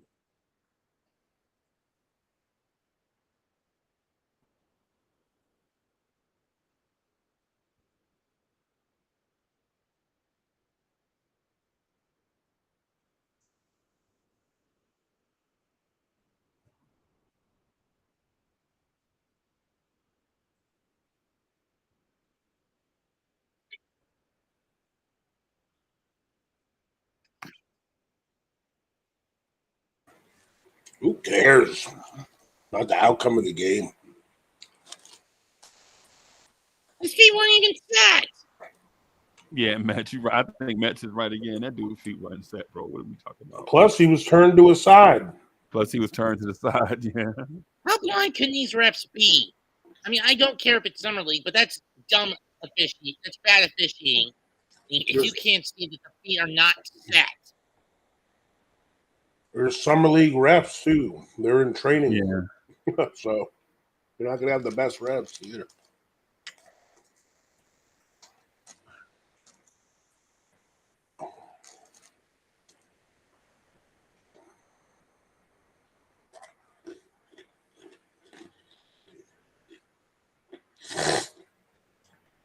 Damian Ball knew he was taking that from the half court.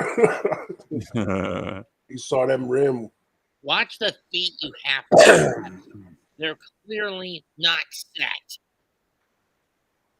Hey, Dre, I'm going to use playback TV for Jets and Giants games this year, too. You trying to stress yourself out, man? Huh? You trying to stress yourself out watching those teams? Talking about the Giants? Yeah, that'd be stressful. Yeah. I mean, you can say just. I'm a fan. Did y'all see the interview of why they let what's his name go? Dang, I can't remember his name. Yeah, Saquon. I was looking at it like, are you really serious? This guy is saying all of this? Like, I couldn't even believe it. Breezy, count me in on that thing in the fall. Okay.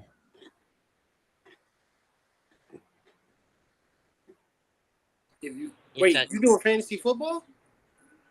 No, I was thinking about the playback thing. Yeah. Oh, okay. I was like, if y'all got a slot, I'll do it. I love fantasy football and baseball. So it's gonna be both. We're gonna do fantasy football and a show, but I want to also watch some games. Oh, hell yeah.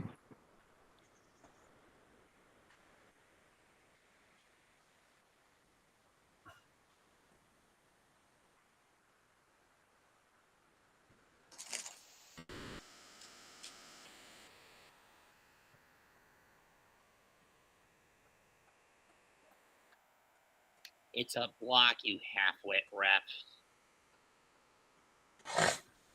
This is why the Summer League needs a replay center.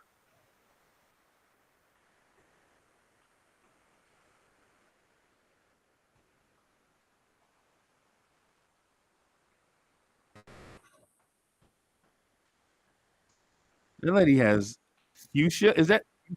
Yeah, she's got.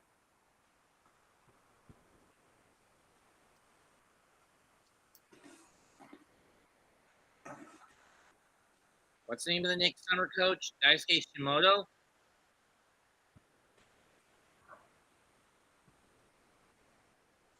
Daisho Shimoto.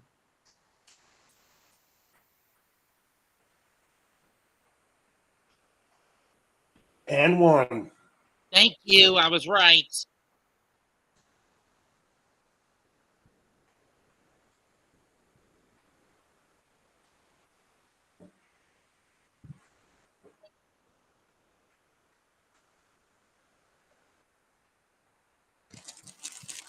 Thought Okay. so.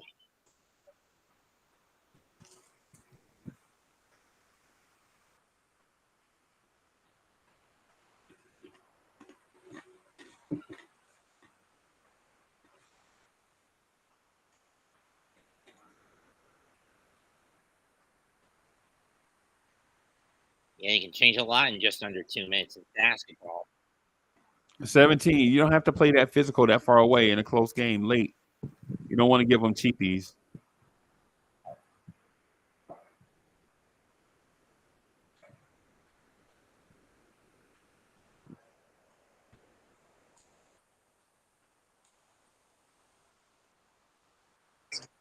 Slow it down now. Just slow it down. Washington. Time and score. It's time and score. Yeah. There you go. See? Hawk. Way too far off on that one. We tried the right hand.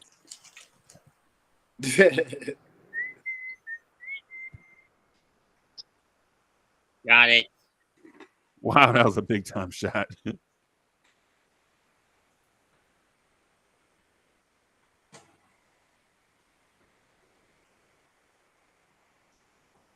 What set are they running? So they have 3 on the baseline, a guard coming up the screen. That was a good play, yeah.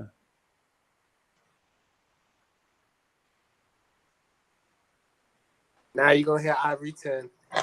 Throw your hands and slide your damn feet. That was a flop. Yeah, that was a flop.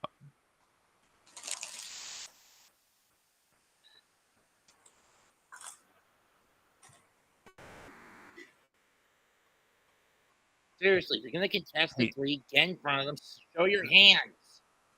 He hit that 3 over. Oh, this is a flop right here, but the 3 they hit, that dude hit it over 2 extended hands.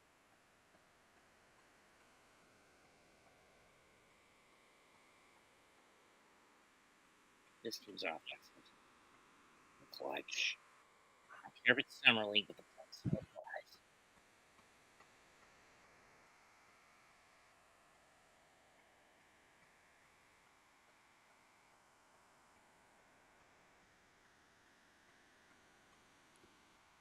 Did Donnie put a headband on? You know Dwayne Washington shooting this. It's going to be a 3. Yeah. Go up. Thank you. Yeah, Kolek. Hold it. Now just hold the line.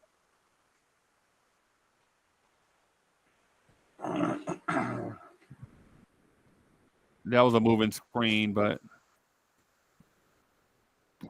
Fucker. Just get Don't the 2 slide points. your feet and get your hands up in that position.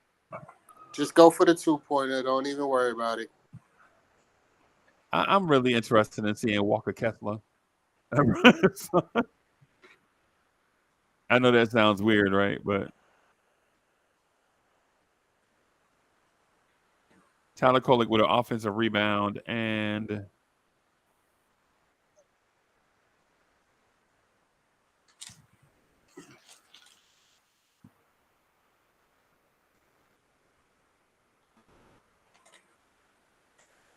Every game team we played against, they got rotate teams that are in the organization's rotation. Like Ellis played last season. I know he played in the league. Yeah. He played a couple games. Same thing with Brad Miller. He When they played started for them, man. He started. Yeah. I'm about to say. I ain't seen no rookies on other teams do shit. He's not going to start this year, but he started last year. I'm sorry. Who started for the Mavs? Yeah, Keon Ellis started for the Kings. For the Kings, yeah, he sure did. Yeah. After DeRozan got there and they got Red Velvet, he's not gonna start this year. Nah, he ain't gonna start. Did you call him Red Velvet? No, he didn't.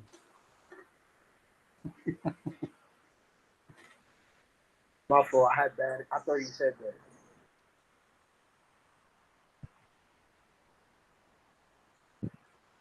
Why is Washington in the game and not Rokas? Rokas been cooking this game.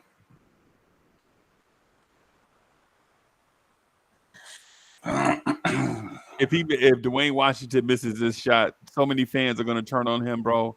And it's not even fair because he is a bucket getter. Take that. What a And one! Where Ivory at? Where's Ivory 10? Where Ivory at? Where's Ivory 10? Ivory He 10. did it Where's twice. Ivory 10 at?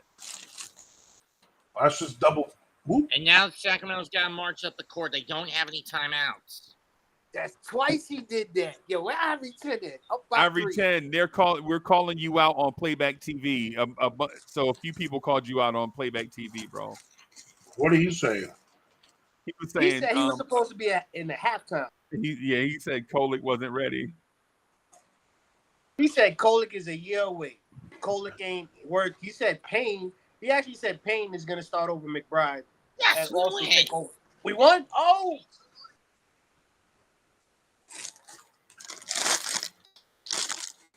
Yeah, I agree. Payne is That going was to a be close playing call. ahead of McBride. No. Simple He's as going to that. take McBride's spot, like with the minutes. He might. Because, want to know why? Because McBride's getting traded. He's saying the same thing.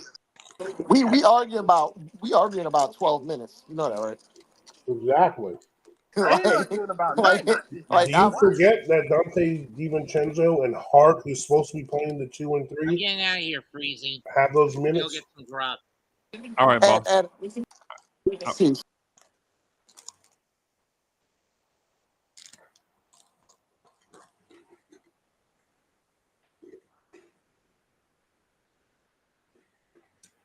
Look at Huck Porty. Man, look at Huck Porty. Okay.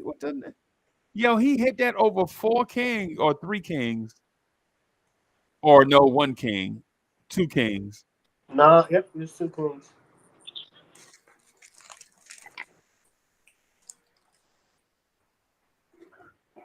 Bro. Teeny little super guy pops right up before your eyes. Take Washington off the roster. Kolick and Rokas need to have roster spots.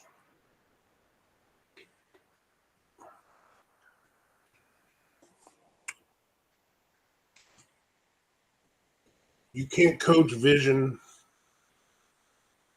ball handling. Right.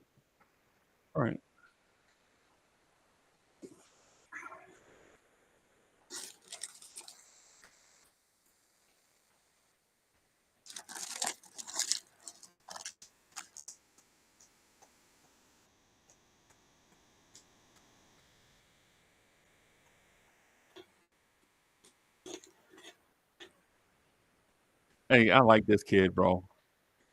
Mm-hmm. He's confident. He's real chill under pressure.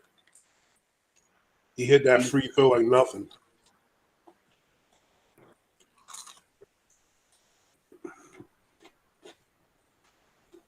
Oh, that was a nice pass to Dwayne Washington.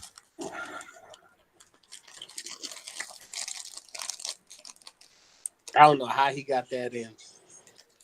He looked So, like if he has 7 assists this game, that'll be the 3rd game in a row that he has 7. 8 did. assists. that man should have had 15 for you. I know. And Huck Porty finished with a double-double. Yes. All them he had damn near a double in the first half. He had like 9 and 8 in the first half. Yeah.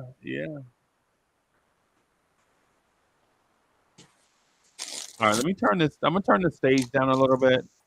Think Or the about screen down a little bit. All right, there you go, bro. think about D Smooth makes a little bit of a point that I've kind of mentioned before. Everyone's so obsessed with. See, basketball is a very elite club. There's only 15 roster spots.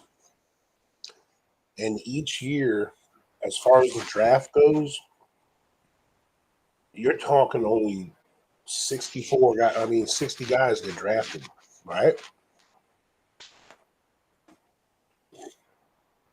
So even second round pick, they used to remember the NBA draft used to have what, 7-8 rounds? Yeah. Like, think about over the last how many years, there's probably been more home runs hit in the second round, than if you think about all the busts in the first round that didn't turn into nothing. The lottery doesn't guarantee you a star. No. But you can find diamonds in the rough that, like, here's the problem with everyone's mindset that likes to let the youngins develop. If you are upper to mid first round pick, your ass better be ready to play. Because that's not a project to me. You get drafted that high in the NBA, you need to be ready to play. Sound like you talking about Sard. Yeah, like to me, projects should be in the second round, late first round guys. Those are projects. And our team right now isn't built for some young kid to be drafted and play. So that's why I don't mind if we're going to be in the mix how our team's supposed to be in the mix these next 5 years, we ain't going to be getting no high draft picks. Like, look at like the Patriots. How many times they trade out of the first round? Like, they just look for what fits their system. Like, that's like New York is the Knicks are kind of being built basketball wise like them.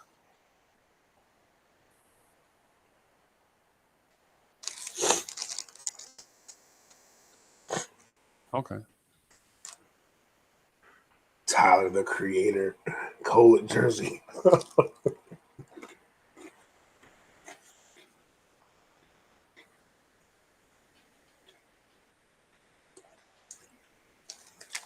I really wish Ivory 10 was here. Do you have to find the Raptors and Jazz? No, it's on right now. Oh, is that what this is? Oh, Why are they doing it's that this commercial. Again? It's that they didn't show it from the start because our game took longer. So this is what I don't understand. So much coverage on this guy, and I hope he plays well, man. Like you just said, Coach, like it's very few limited opportunities you get.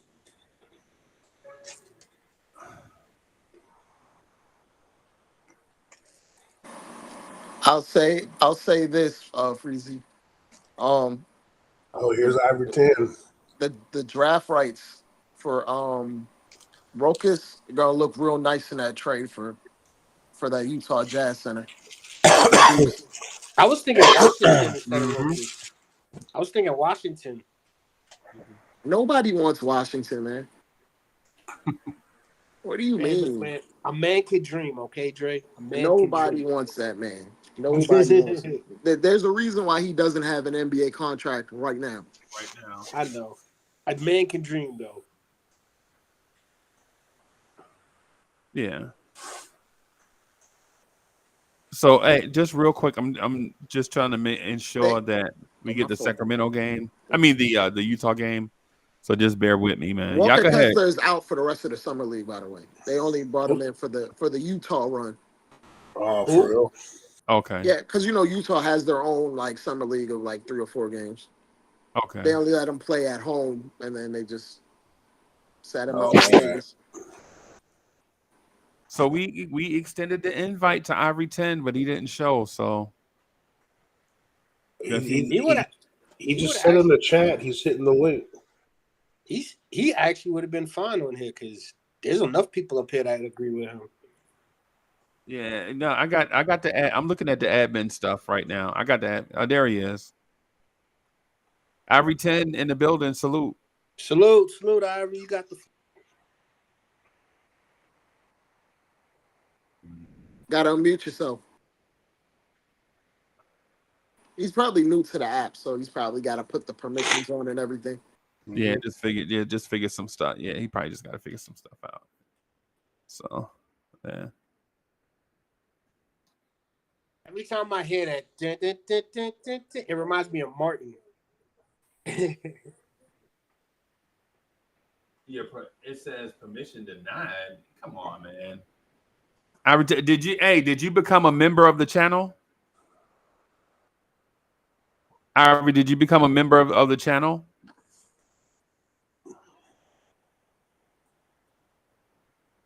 Install something.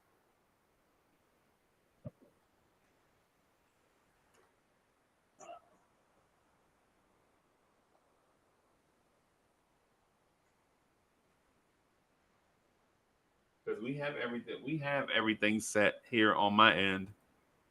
So you just gotta go through the process everybody else goes through of setting things up. So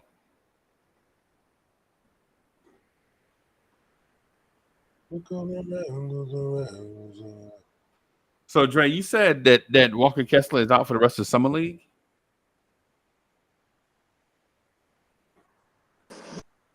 Yep. Oh, so he only played in the Utah. Yeah, the Utah one. Yeah, The Utah Summer League. Yeah, they sat him out for the rest of it. Yeah, so I'm just gonna unmute. So I just unmuted him. You got to press the microphone button, Ivory.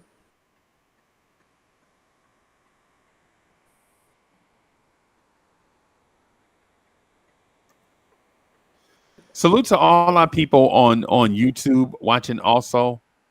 For our YouTube family, man, y'all hit that like button.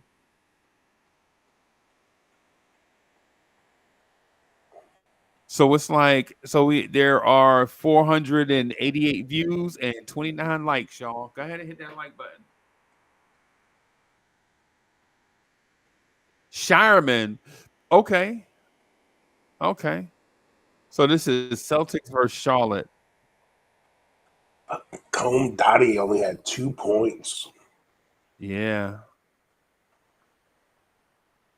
He took good shots. He just couldn't make any of them. Like, he had wide open shots from the corners, just brick. Yeah.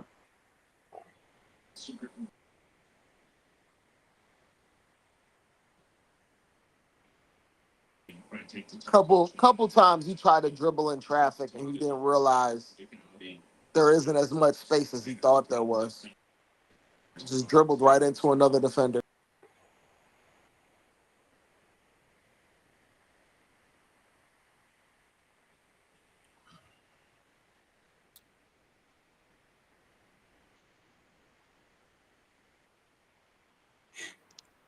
I'm just gonna let this one rock, man. Instead of trying to, just trying to find it. There we go. Wow, 20 has hair. Dang.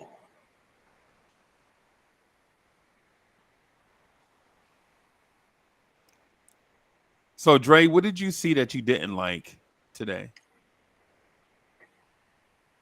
Dwayne Washington Jr. Yeah. Wow. It's like, bro, we got guys drafted here that like I get he's playing for his basketball career because there's Right. literally no chance he makes the Knicks roster because we're just so guard heavy. Right. And he's looking for a two-way or a contract from somebody, and there's scouts at Right. this game. So he's playing for himself, unfortunately, to the Yeah. detriment of our younger players. Because if you were like watching the game, Kolek was like throwing up his hands at a few times that Dwayne put up like some terrible shots. Yeah. Like you could Yeah. read Kolek's body language. Like, is he really about to take this shot right now? Right. Looking off multiple guys. Yeah. So outside of that, there were a few things that I didn't like in terms of Pacome. Like, yeah, he looked very 18, but he also it looked like his lack of offense was affecting his defense for the first time in this summer league. Like getting beat back door, like he was kind of like unengaged. Yeah. There's certain things you got to fix about that, but I mean, he's 18. He doesn't. I think he turns 19 in a couple weeks or a Yeah. week and a half. Yeah. So outside of that, we saw a lot of good shooting from the summer league guys, but none of those guys are gonna matter to us beyond the G League. Right. If we're talking about the guys we drafted, Huck Porty was asserting himself physically at all times when he was in the game. Right.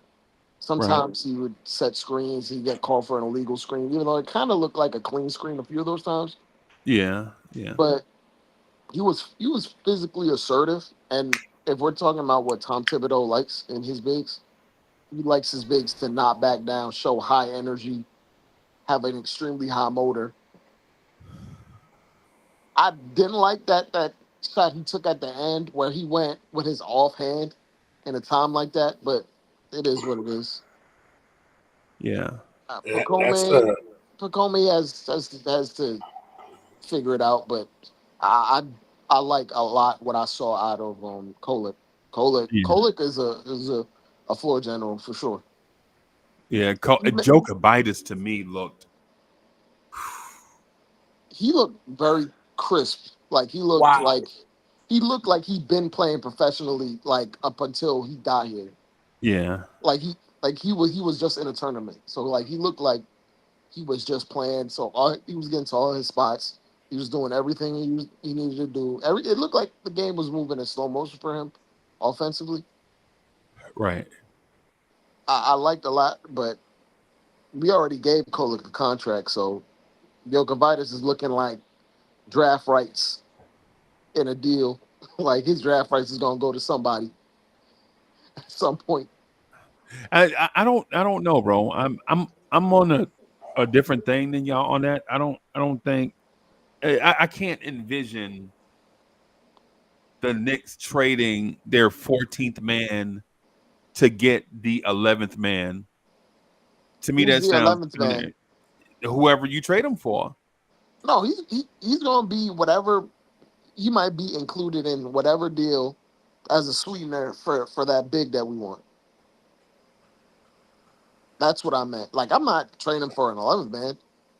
yeah. If So Kessler's on the line, Rokas is Kessler's on worth the line, first and I have round to pick. throw in Deuce and the right draft rights for Rokas. Oh, I'm doing it. Nah, yeah, I ain't doing no mess like that, bro. I think that's I'm tripping for you. yeah, I think that There sounds. is no place for him to play while we have like four guards in the middle of their prime. Nah, bro. It's because it sounds like you having like you and others having two different conversations. Like the calculator thing, I think we probably just taking it to the limit, bro. Like, because on one side we say this, and then at the same time we're saying Precious Achua is not taking a contract because he's going to be included in a trade to help get a guy, and then we're saying we're also gonna trade the draft rights to either Kolek or Deuce's contract or Why not? Jokovitis' contract. It's peculiar Why is that peculiar? because Teams don't give up something they want, like just because we want them to take Precious. You think that's how it works? Like they need a little bit more than that. Like teams are not as high. but you don't know that Deuce because you means don't more even to know. us then Dre, it who's says to Dre? another Who's team. okay? Who's the player? Walker What Kessler. player is it? What player is it? Walker Kessler. Okay. All right. So Utah already turned us down already. That deal would have already been done. No. I'm saying there is no realistic place for Rokas to actually get playing time here, and he's probably going to go back to Europe in all reality. So what is his absolute value for you, unless you trade him or his rights? May I just say something real quick? Hey, somebody mic is too Somebody's outside or in front of a fan. That might be coach. I don't. Nah, coach is good. It's not coach. yeah. Was it me? So, If Oh, you're in yeah, front of a fan, maybe. I don't know. Nah, I ain't got a fan. No, what I was gonna say was, why didn't we make the trade earlier if that was the offer? Like, we're gonna get rid of McBride if we were gonna sign Payne anyway. It takes And two parties to make a trade. That okay, if we could just automatically simulate and force a trade, it would have been done already. it But would have been done already.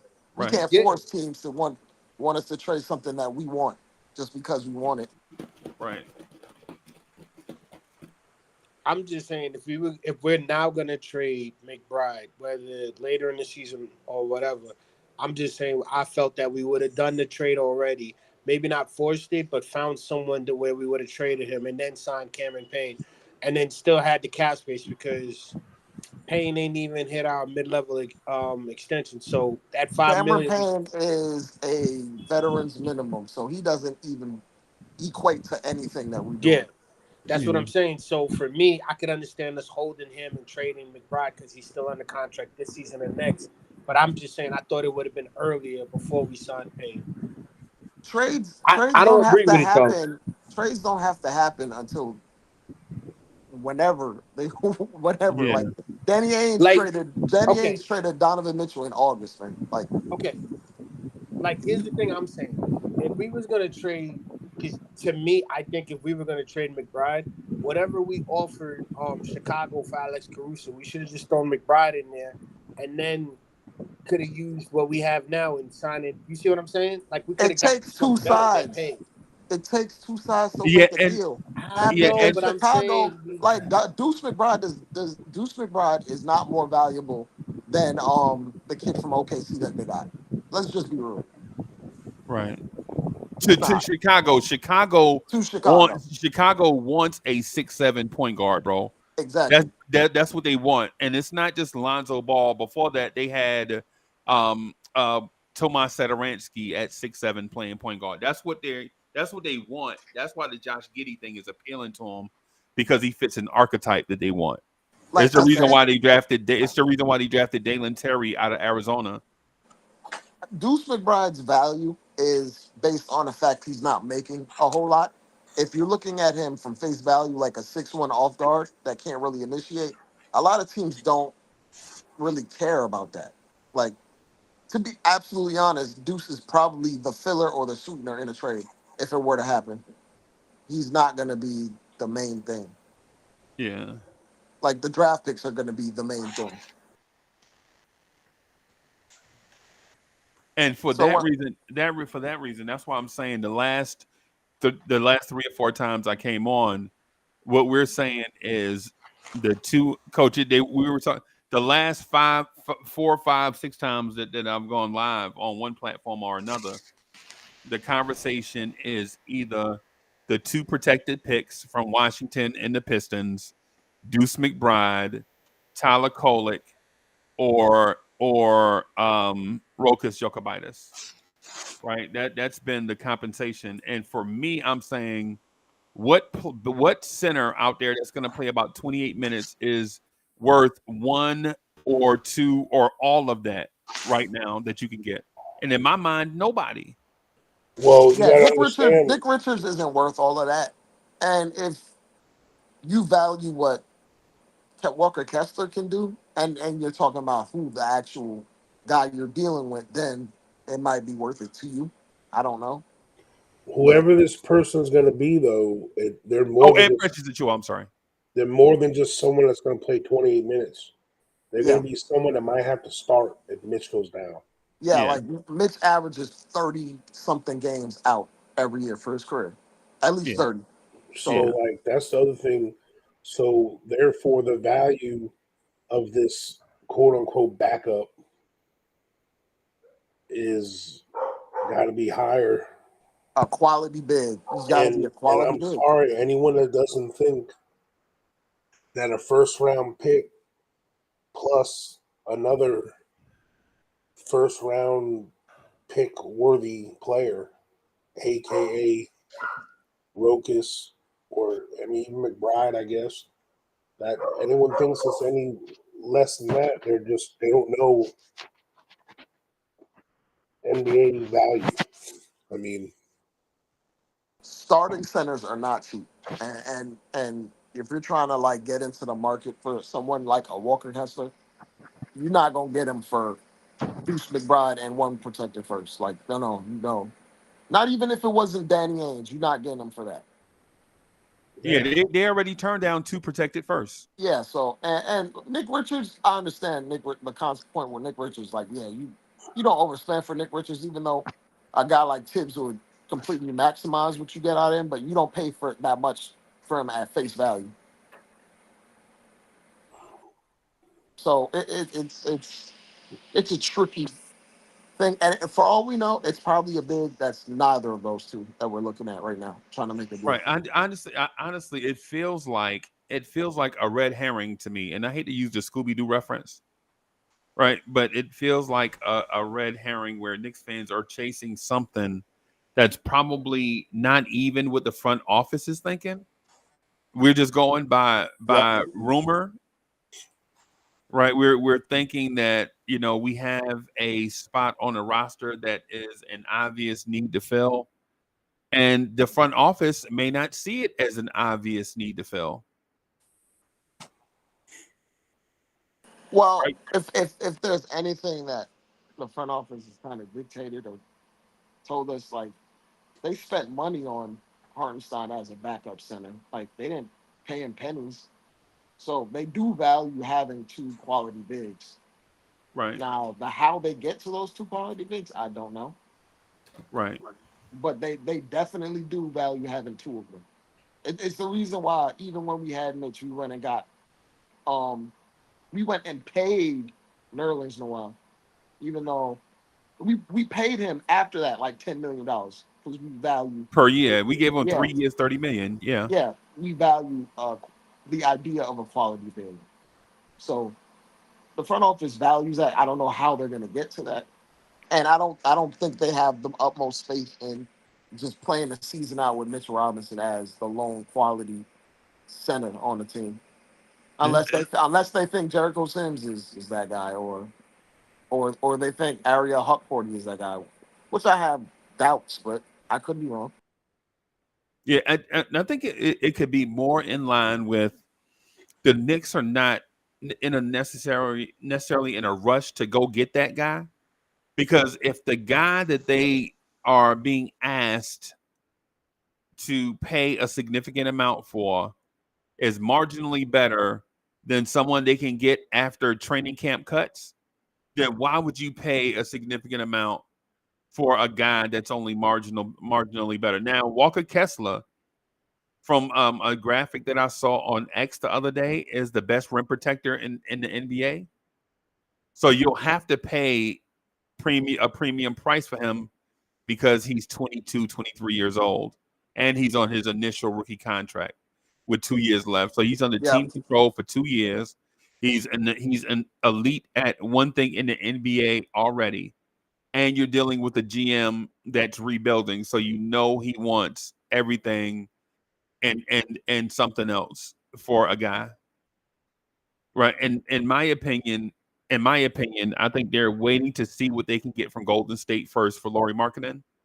And then after they see how much they stuff their cupboards, then they can put out a reasonable asking price for Walker Kessler. Yep. I think the whole trade market is getting slowed up by Danny Ainge, intentionally, probably. Yeah. And there's a reason Donovan Mitchell got traded in August. because the Knicks wouldn't balk at whatever he was throwing out there. So he's just trying to drive up the price for him. Laurie Marketing is probably gonna get traded in August. And then whoever we attack, because there is no coincidence. Like the only quality or decent big on the market right now is Preston Shua, and he hasn't signed. And there's a Right. lot of roster spots gone already that would have been useful for him. So it kind of makes me feel like we already have him as either the backup plan in mind, or we're going to use his salary and trade him. Whether Right. now or later on in the season, we're going to use his salary. And I think we kind of have a wink, wink. You're going to get paid anyway, so it is what it is at this point. Right. That's why I'm saying part of the conversation, I think we're maybe chasing a red herring in that, we're putting one Knicks player against another Knicks player in a conversation where we don't know what the parameters or guardrails are for the Knicks, or the framework is probably a better term to use.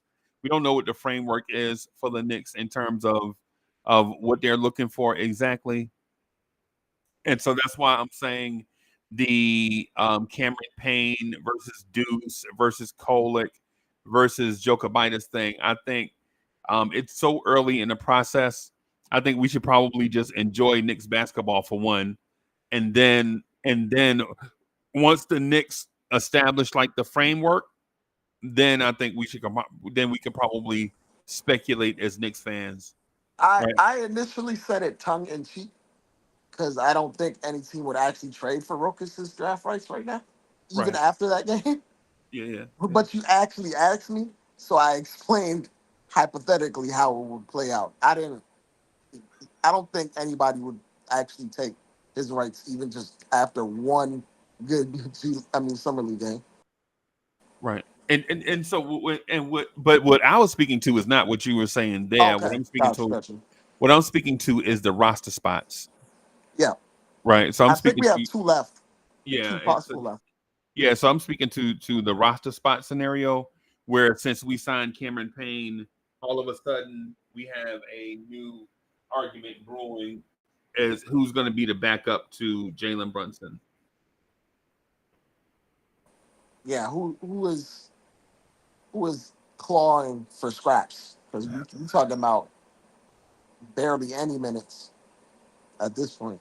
So. Right. I think the anticipation for the season is making guys just flip out and overreact. Yeah.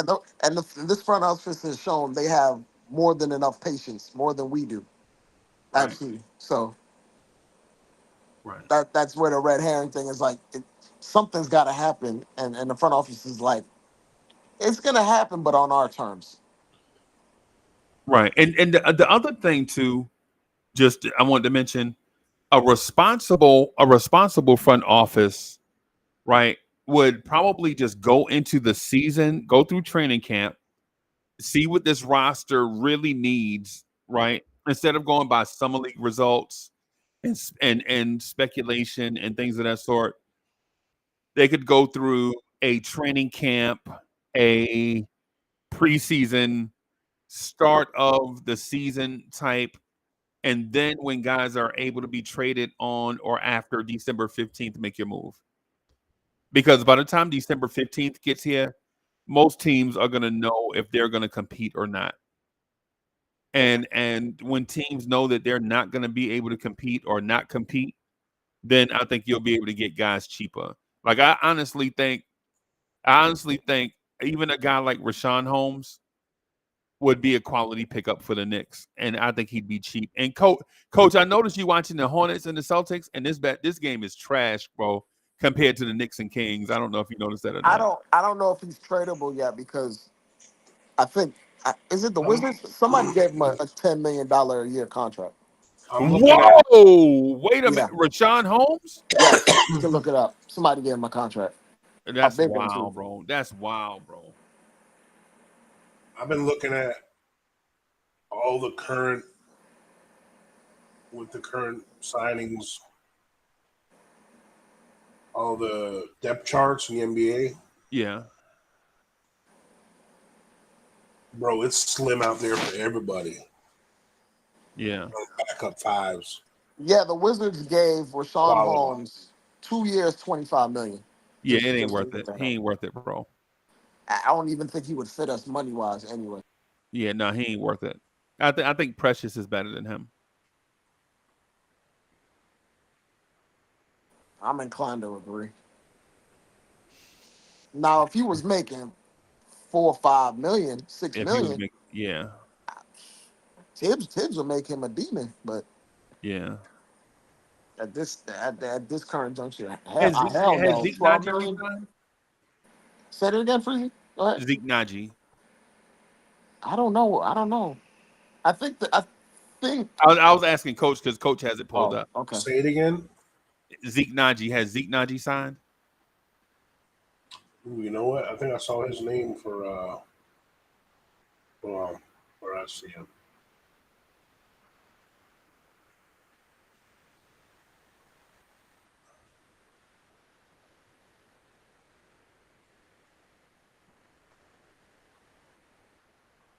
Hold on.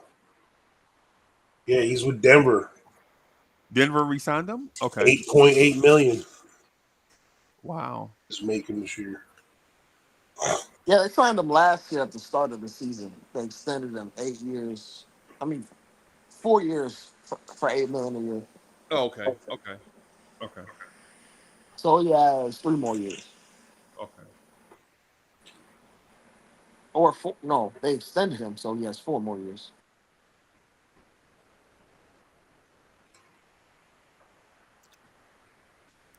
Yeah, and my confusion, I guess, in the center search is with all these centers that were on the market, right? Your Mo Bambas, your Jackson Hayes, your Valanciunas, the bunch of dudes. Did the Knicks have a specific player in mind, and did that market dry up around that player and the other pending free or the other unrestricted free agents, and now the Knicks are in Plan B mode? I think they went into Plan B mode because of the McCall trade. Okay. Because if that trade didn't happen, you would have had space to just outright overpay for a center. But we're not in the business of overpaying for a center at this current juncture. When we got all these guys due for extensions, Brunson was due, and he got his. It would have just been like clunky. Like it would have been a clunky fit to figure out a way to get a center that makes 13, 14, $15 million Yeah. and then pay Mitch that much money, like you mentioned before. That's why, like, we're targeting or we've been rumored around centers that don't make a lot of money, Right. and I don't think they're interested in the vet. I don't think they were ever interested in the vet minimum market for centers because all the other good centers or any centers worth a damn went for 9 million plus. And I don't think we got 9 million just to throw out there unless we include it in a sign and trade with Precious. Okay.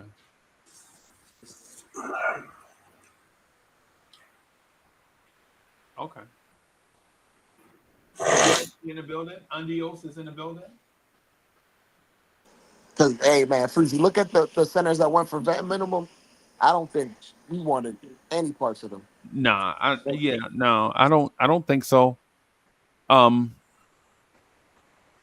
At the same time, I think it's probably wise for the Knicks just to take their time and not get um overwhelmed or overspend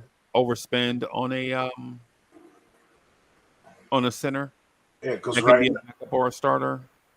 right now the Knicks, there's only one team spending less on their centers than the Knicks right now. It's the Pelicans. Okay. And they just drafted Freezy's guy, Nisi. Yeah, Eves Misi. Yeah, because right now the Pelicans, technically by default, I mean it's probably going to be Measy, but Daniel Tice is their starting center. Daniel Tice is going to start. Yeah, and he just signed there too. Yeah, $2.8 million. Yeah. And then after Misi, they got Matt Kovic, whoever that is. He's a baller. He came out of Europe. He was Yeah, a stash player. he's only And making $1.5 million. So. he was looking real good in the summer league last night and in the game that I was watching. Yeah. And coach, if Daniel Tice is their starter and he just signed last week, that lets you know that the Knicks are not interested in that type of player. Nope. They want to trade for someone. Right. Like 100%. They've been looking to trade. I think the Knicks are okay overpaying via trade. They're not okay overpaying via free agency.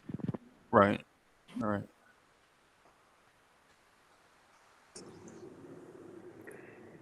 All great points.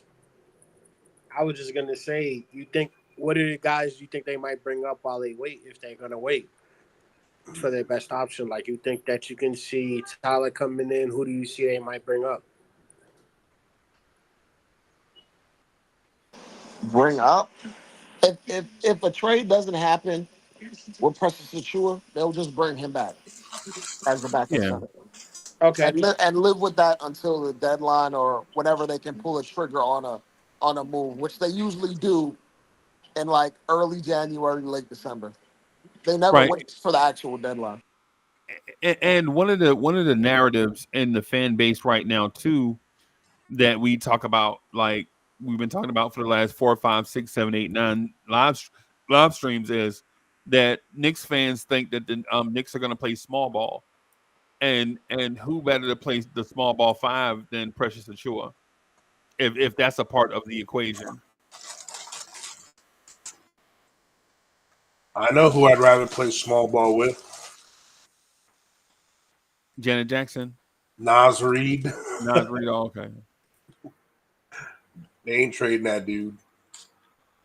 No, they ain't trading that dude, bro.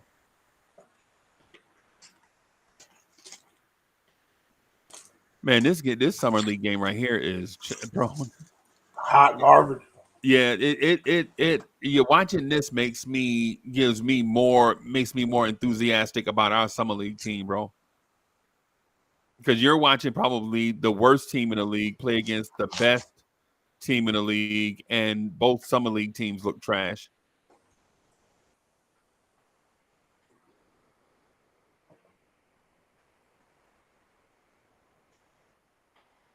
So, Coach, what's your stance on Cameron Payne?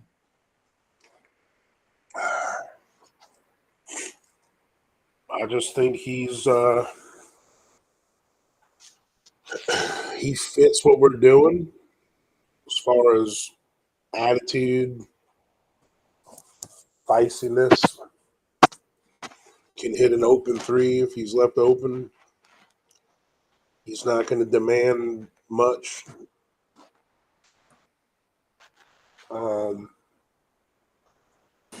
If he's benched, he's not gonna throw a hissy fit. Like, Yeah. he's just gonna be a professional. He's familiar with, he's played with Bridges in Phoenix. He's played a lot of playoff basketball, and he's in line age-wise with that second big brother group, like the Hart Randall age, So to me, he's not going to be someone that's going to be moving the dial as far as like he's going to have moments where he annoys the other team and comes in and hits a couple of them ugly shot threes, and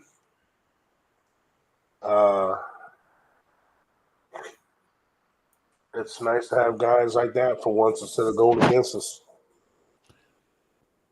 But he's a good enough ball handler, and he's not an all-out liability defensively. Okay.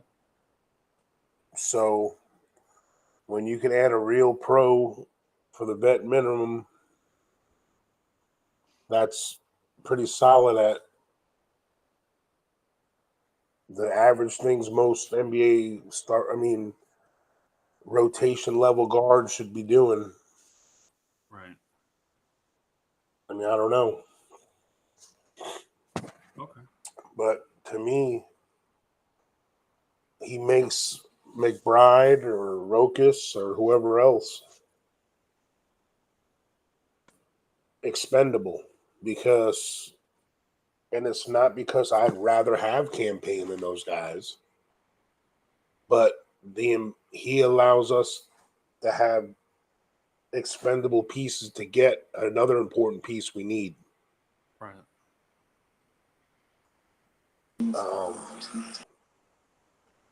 Right. And the more and more that Tyler Kolek shows, he might be ready sooner than later. That also knocks because what's McBride's real value to us? Honestly, what does he really provide for us? He's Well, a quality NBA player, bro. Yeah, yeah. no, I agree with that. For the salary, he's a 40. He's a good defender, and he could also hit the three ball from 40%. So, and you get it for $3 million. That's actually a good Yeah, value well, for a he guard. just became that last year. I mean, he's always had the defense. But this past season, he became this quality shooter too. It's like he's a good contingency plan if we have to move him. Like, granted, I don't want to move him. I'm not saying we have to move him, but for how we operate and what we Right, do, like the thing a is, quality big is more important than Deuce McBride right now. but at his skill set and with his size, his handles and vision and passing is the thing that's keeping him is what's not keeping him here.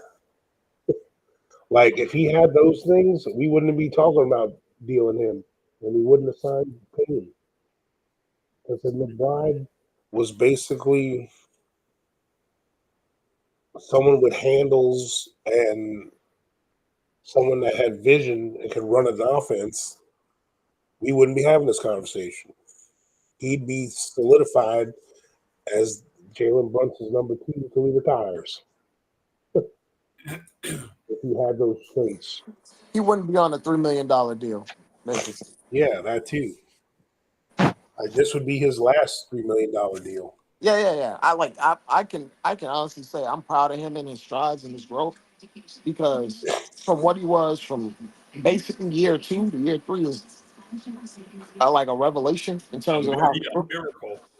Yeah, like I didn't see this, but even if he tops out at his ceiling, Freebie or coach, for what we are and how loaded we are at the guard right now, and what Tibbs typically likes or wants in his roster construction, a quality big is more important than Deuce McBride is.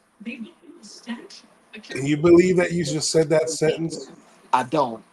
for the I don't. Knicks? The Knicks are loaded at guard. Yeah. When was the last time you ever said that sentence? I don't know. I don't When know we if were I don't. delusional about Jamal Crawford and Stephon Marbury. Yeah, I don't know if we're loaded at guard though. I think, man, Brunson is a top 5 player. I like Dante, but then after that, like, what do McCall is a guard, Freezy. Yeah, technically Bridges is a guard. He is a guard. Well, look at who he's asked to guard. He's asked to guard wings and point guards. He's At an least that, guard. and that's what the Suns asked of him.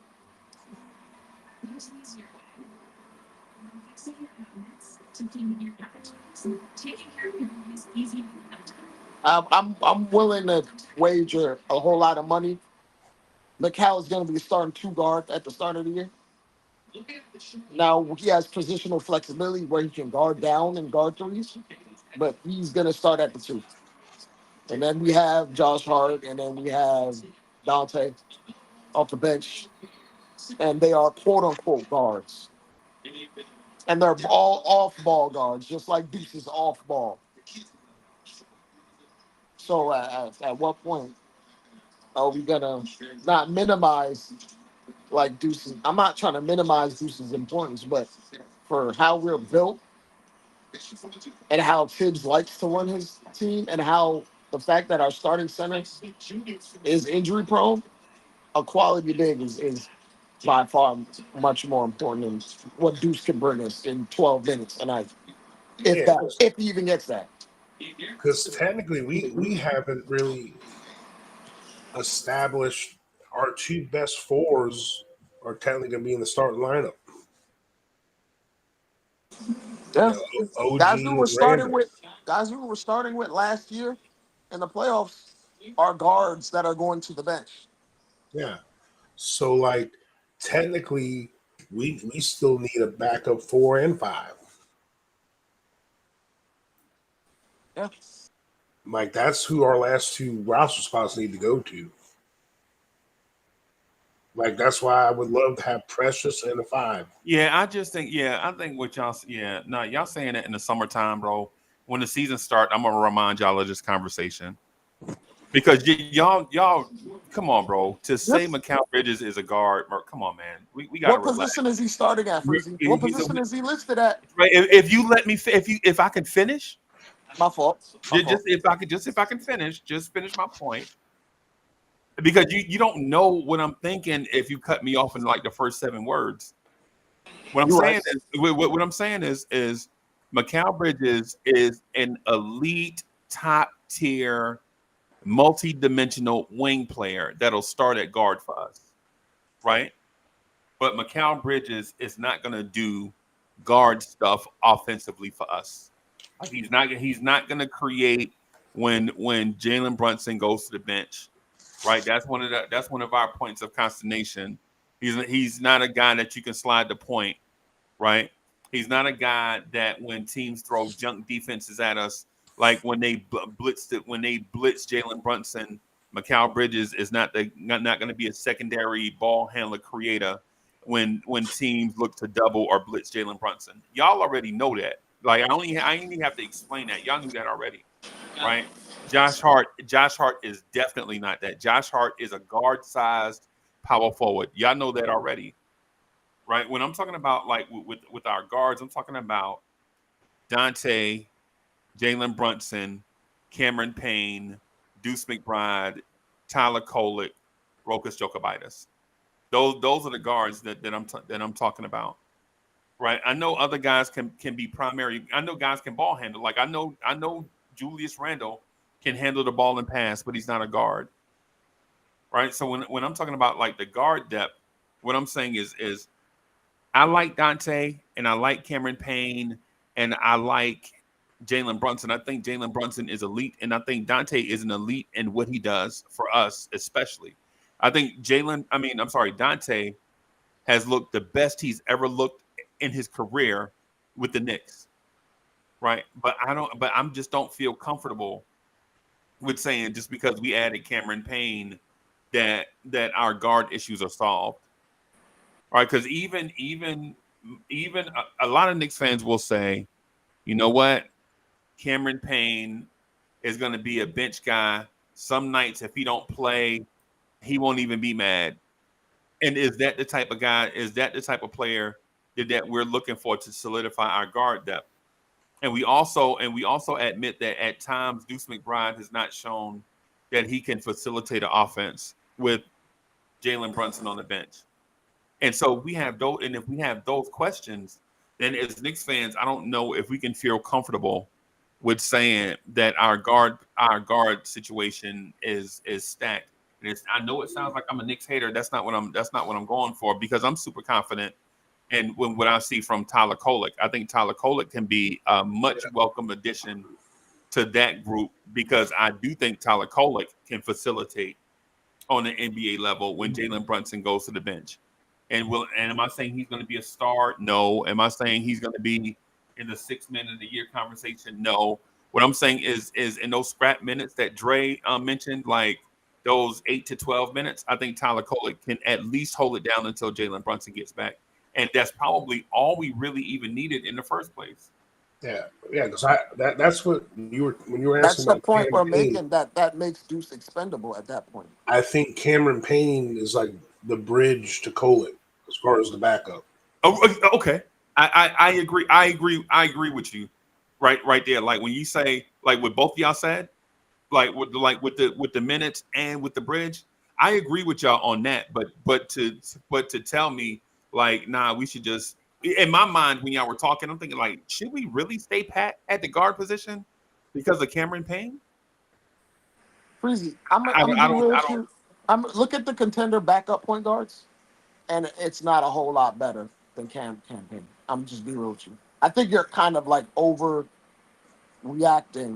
to the idea of this backup point guard. When we get to the playoffs, a backup point guard is playing how many minutes for us, Freezy?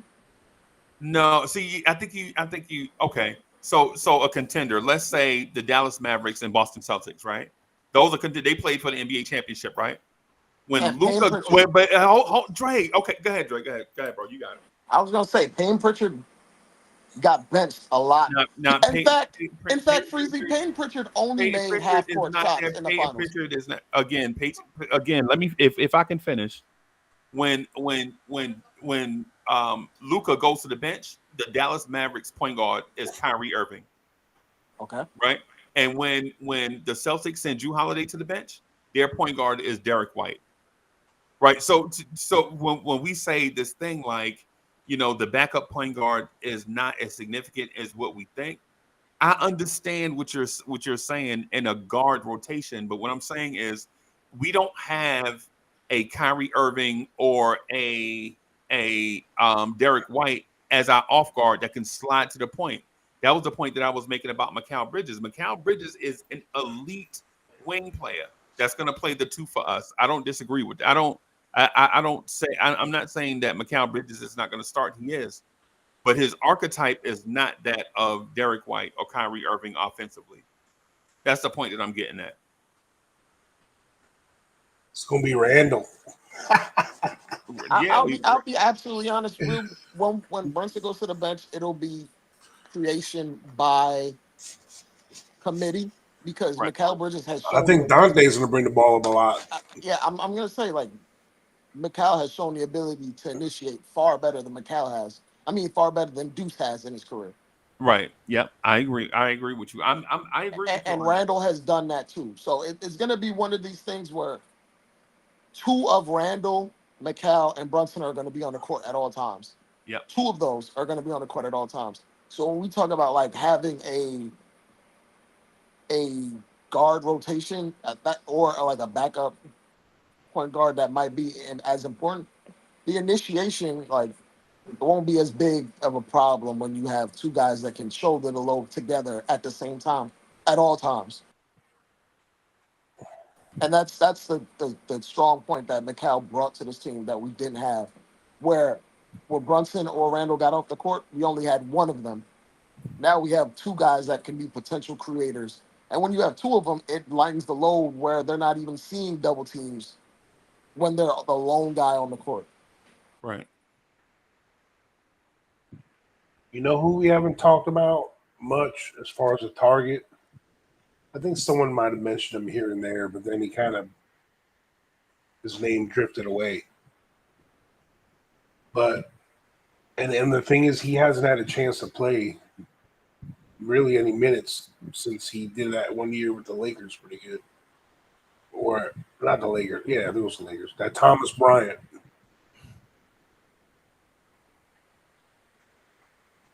What do y'all think about Thomas Bryant?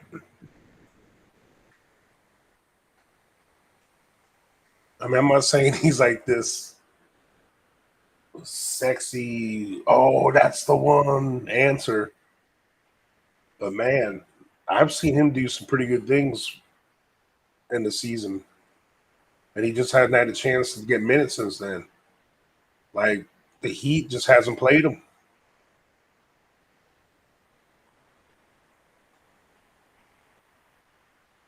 And now that they have Kevin Love, I mean, not now, I mean, they've had him. You mean where? At the 5, Thomas Bryant. No, I know, but you said now that they have, and I was. Well, Kevin Love's kind of like their de facto backup 5 right now, the way he comes in and plays. I mean, Bam plays a lot. Trying to see Thomas Bryant's contract real quick. I'm sorry. Oh, he only makes like $2.5 million. So you'd have to trade for him? Yeah.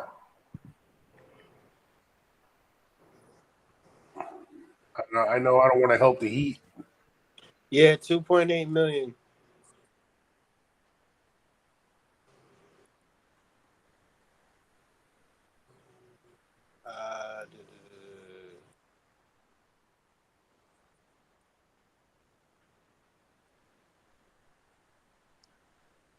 Yeah, I don't know, boss. Nah, he signed a 1-year deal with them. This year? Yeah. It says Thomas Bryant signed a 1-year deal with Miami.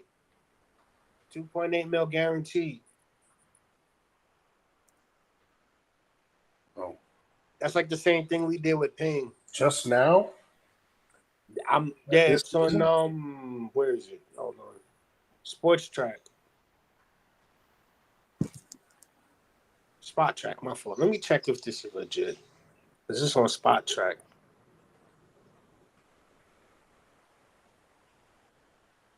Mm-hmm. Yeah, 1-year contract with Miami. Oh. Well, I don't know what they're looking for or who they're looking for then. No, that was actually a good pick. I would have liked it. Yeah, I mean he's still only 27 years old. He's done some. I mean, he's averaged double digits and 6-7 rebounds, and like he's always been in that Hartenstein minutes in the past. You know, in the mid-20s at the most. He actually shoots threes. It's going to be odd to ask Tom Thibodeau to go with an undersized offensive-only center. You know what I'm saying? He's not a particularly good defender or rim protector, and he's undersized at the position.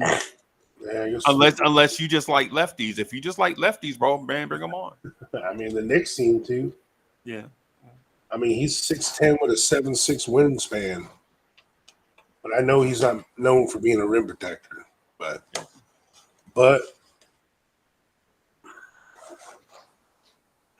I know the importance. I'm not saying we just need to throw it away, a rim protector. But when you got wing defenders like Mikal Bridges and OG Anunoby, they ain't going to be letting people drive the rim like they used to. So the pressing need for old-fashioned rim protector isn't as pressing as it would normally be for us. You know, I mean, every team's going to need one still. But I got a question. Since he's undersized, would he be doing the Precious role? Would it be like he would be, instead of signing Precious, it would be we would do Thomas Bryant? If that was No. Okay. No, he's not. I just want to see not. where he No, would fit. no. The money he makes, you can have both of them.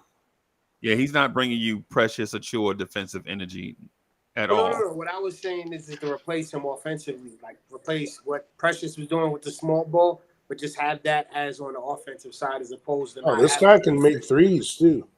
Yeah. Yeah. No. Okay. No, he not. I like Thomas Bryant. I always felt like he was a power forward. Mm-hmm. I always felt like he, but he don't really. He don't play big. Yeah, he don't. Yeah. Nah, man. The reason why he's in that realm that he's in is because that's where he fits. I'm not saying he's a bad player. I'm saying he's a really scheme. He's a scheme specific fit. Mm-hmm.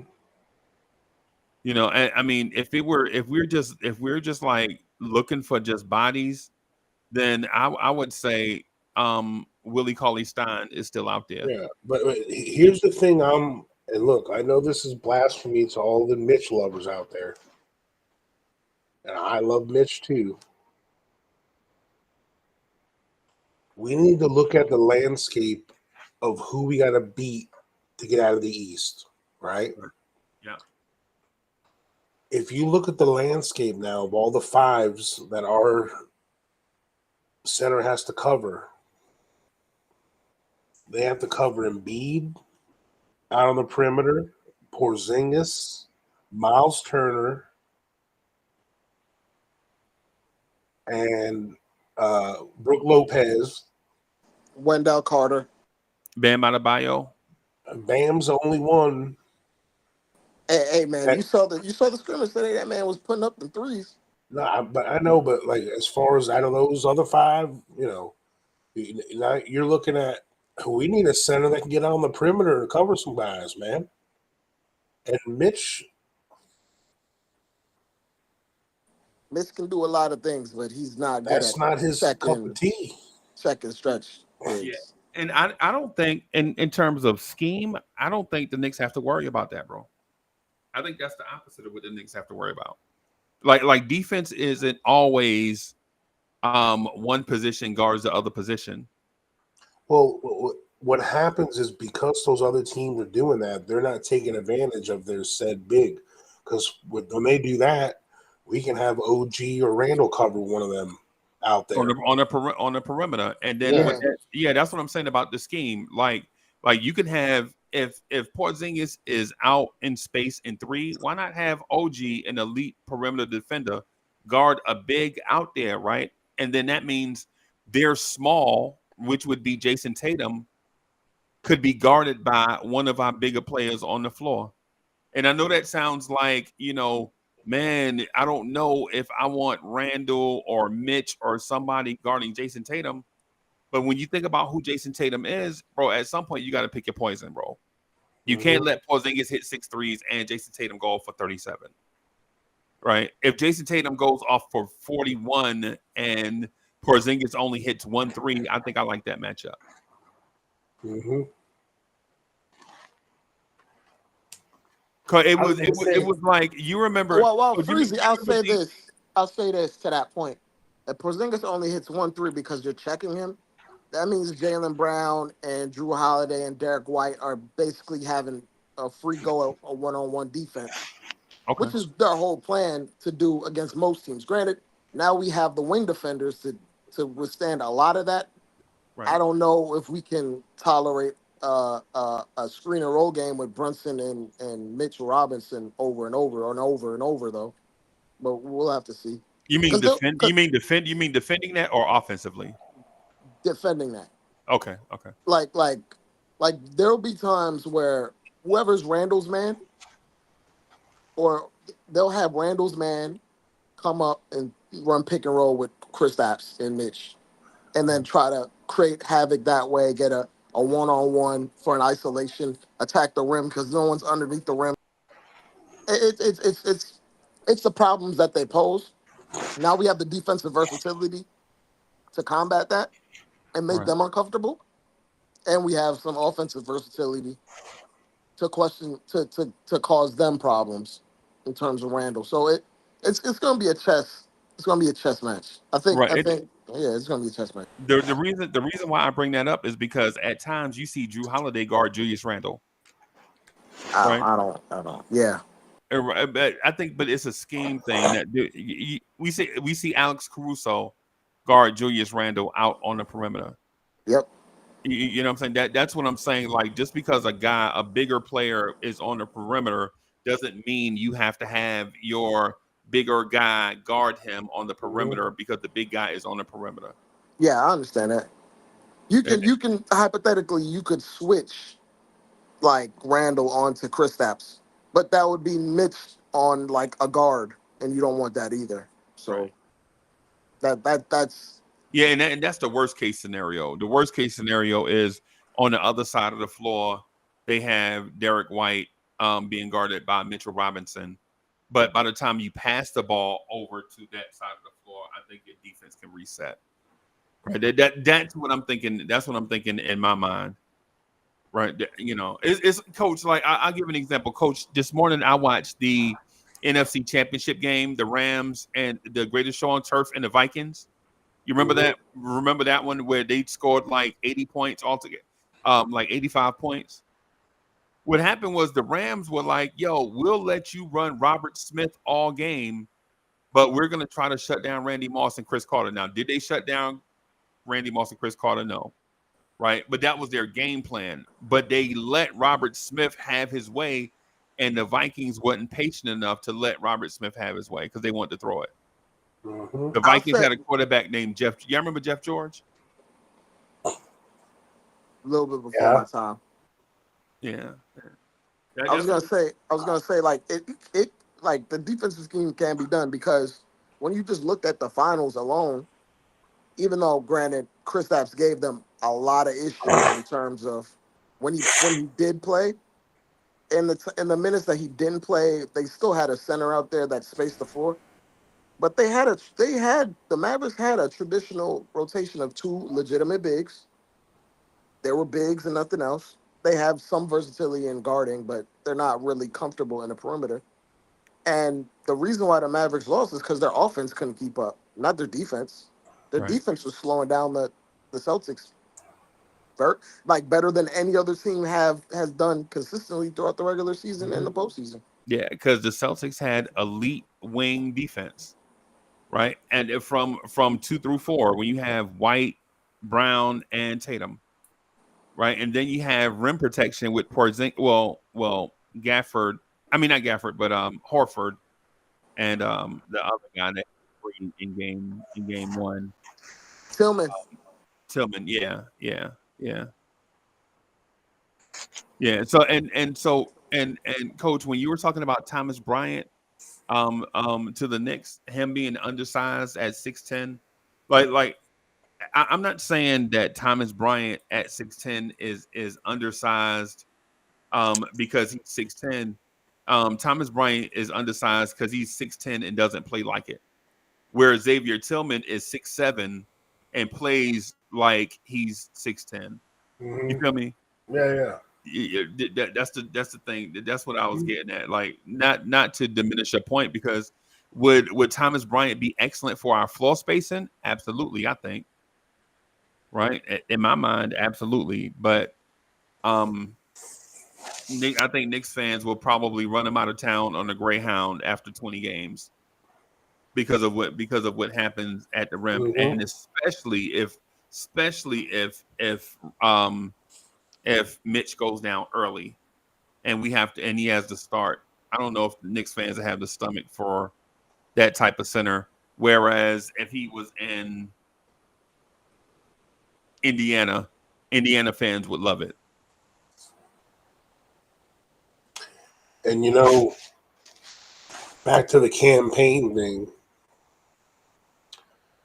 This is someone that only a couple of years ago, excuse me, he started playoff games. He's started 6 playoff games in his career. Okay. That man played in the finals. Yeah, he's played 58 playoff games in his career.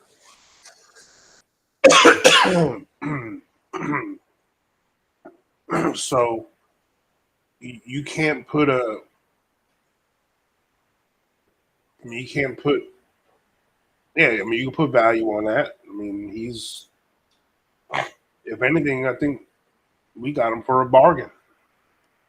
Yeah. Now I like Cameron Payne, bro. I like him. I'm just not sold. I think he's probably best suited as your 4th guard. Right. But with that said, do we have a 3rd guard? In my mind, I don't know if I'm comfortable saying we legit have a 3rd rotational guard. It depends on how you feel about Deuce. Like, do you feel like your playmaking backcourt of Brunson, Deuce, Dante, and Cameron Payne is a championship level guard rotation?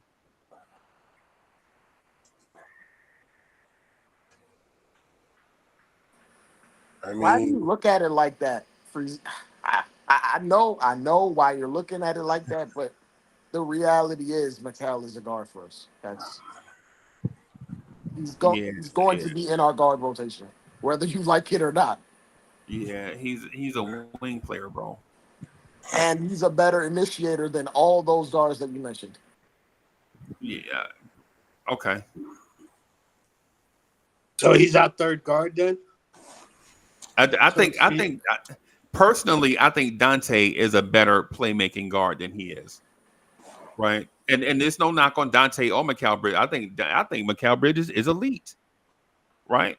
I think he's to me, it's like asking Denzel Washington to rap. Right. Denzel Washington is in the entertainment business and he's an excellent actor. Bro, but rappers are entertainers too. Do I ask Denzel Washington to rap? No. I asked Denzel Washington to be an actor. Right. My guy Mikal Bridges, bro, is an elite wing. Him and OG Anunoby are gonna do some things this season that are gonna look fantastic. I just don't know if asking him to do something outside of what he normally does is gonna play into what he does best. I saw him try to do some of that stuff in Brooklyn, and I also saw his numbers go down. That And also was maybe because his Brooklyn was trash, right? yeah. That's exactly where I was gonna go with it because they ain't got no Randall or Brunson on that team. Right. Yeah, Right. and he wasn't put in a position to be comfortable and be the second or third option scoring. He'll be in that position. Yeah. And if we leave him in that situation that coach just mentioned, I think we get the very best out of him. Mm-hmm. And I think he knows that. That's why he came here. Yeah, I think so too. It's like the whole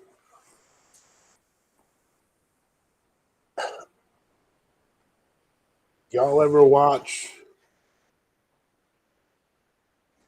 there's a reason why Peyton Manning and Eli Manning are as good as they are. Because their damn daddy was that dude. He was running for his life.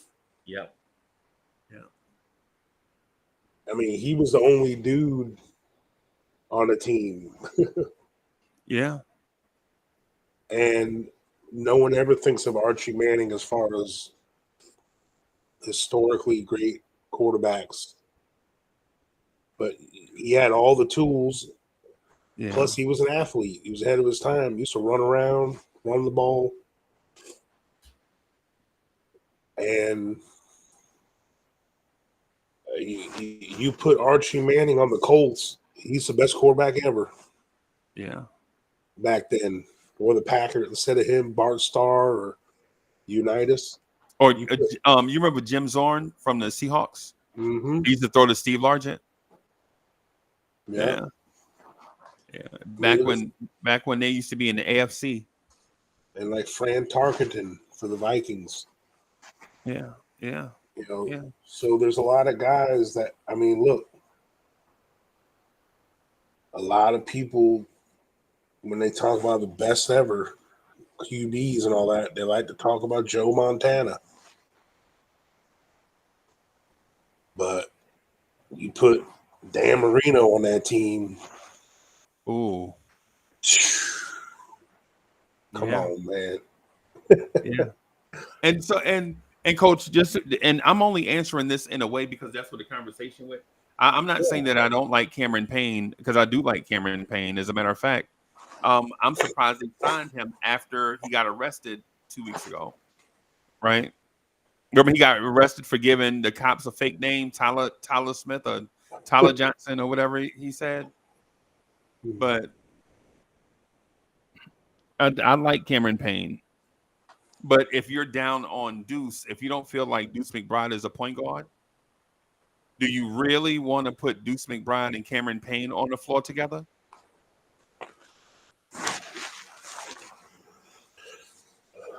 I mean, it'll take about 5 injuries for that to happen. Yeah. Well, that's what I'm saying. That's where I'm saying that Deuce is. I'm sorry, we're not going to see that. We're going to see Cam and Dante. And Josh. Yeah. And I think that the name that's being forgotten, that's being um thrown away with the wash is Keita Bates Diop. Yeah. No, I think he was what the precious part of that OG deal was last year. Yeah. Like he's that little good point. Yeah. He's like that little throw-in part, and later in the year, I think we'll be like, man, he's gonna have little moments, you know. I like him. Dre, Yeah, you I like like him him? too. You like Keita Bates Diop? He's all right. I don't have any real expectations on him actually playing minutes of substance. So, But he's the one that's going to benefit from obviously Precious not coming back. Yep. So I'm okay with a second unit if we get a real big, a real five. I don't mind it being Campaign, Dante, Josh, Bates, Diop, and whoever that traditional five is. but Yeah. I'll say this: Tibbs is not going 10-man deep. No, he ain't going 10 man. So, I know that's where that Diop is not going to happen. Like when Randall's off the floor, OG's probably going to be at the 4. Yeah. 9 times out of 10. Yeah. But that's what we want, because when Randall's off the floor, that means Dante's on the floor. And that means you get Dante, Mikal Bridges, OG. Traditional 5 point guard, then a point guard. Yeah. That's why I was saying earlier that the rush to go out to get a center. That dude look. Y'all remember Fabrici? Y'all remember Fab Melo? Yeah, Fab Melo. That dude 51 looked like Fab Melo in the face, bro. Y'all remember him, Fabricio Melo, with the Syracuse and wore 51? Yeah, he passed. Yeah, he passed away. He was 27. Yeah. Yeah, that's unfortunate. Yeah, that's that. Yeah. Yeah, I just saw him. I just saw the Celtics center, big man, 51 at the line, and I was like, yo, he looked like Fab Melo. But yeah, man, that's what I'm thinking. I'm thinking the Knicks are probably going to absolutely take their time. A smart front office is not going to get pressured into making a rush to judgment type move or overpay. And so what they'll do is probably just keep checking the landscape until something becomes available, and then just make that move. And then Knicks fans will all take a collective sigh of relief when it happens. But I don't think it's going to be instantaneous. I don't think they're in a rush. Is Jalen Duren worth losing Mitch for? Jalen Duren has very much, like, he has intriguing potential, but having him as your lone big is something I'm not trying to do. Yeah, I ain't feeling that either. No, I'm not either. We still have to get another one, but I tell you what I would do though if I had Jalen Duren, like if you're because the Pistons are gonna make you pay out the nose for Jalen Duren, and they should, right? Because of his potential. Not saying it's realized. Well, that's the only reason why I mentioned Mitch. As far as the level of what he's worth, If you get a Jalen, this dude got pickpocketed trying to dribble out the butt, bro. I'm saying dudes have zero. This game is trash. These summer league teams are trash. We're watching, bro. No situational awareness. No situational awareness. He's trying to call out a play and got picked, and then is going back to the same spot to do it all over again. Coach, you saw that? But if you get Jalen Duren, understanding that Jalen Duren is like 6'9.5", 6'10", 6'10.5", or whatever, I think you should. In a perfect world, Coach, in a perfect world, I would probably get Jalen Duren and Nick Richards. Yeah. Right. That's what I think you would do in a perfect situation.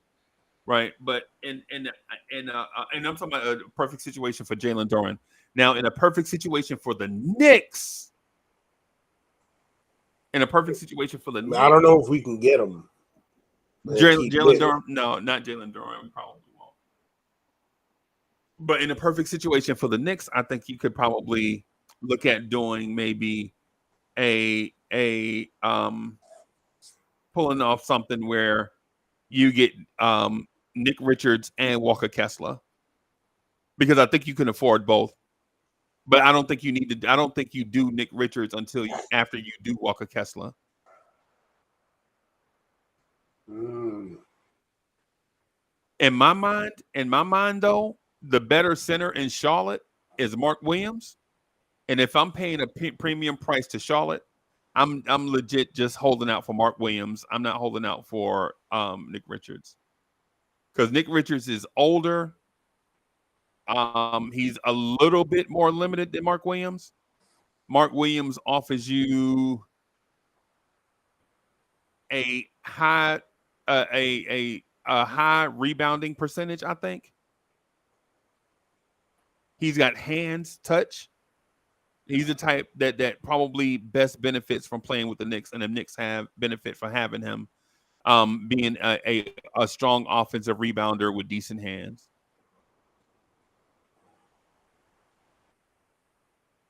I think he's the archetype, coach. The big athlete. Bro, he played center at Duke, so you already know what you're getting. Yeah. I like the idea personally. Yeah, but Nick Richards played center at Kentucky.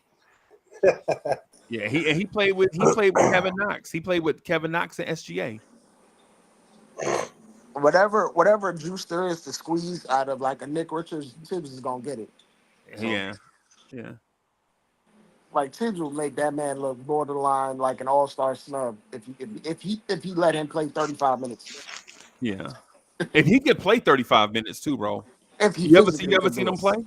Yeah, he gasses out easily Yeah. because he doesn't pace himself, and he's probably not in peak shape to actually start anyway.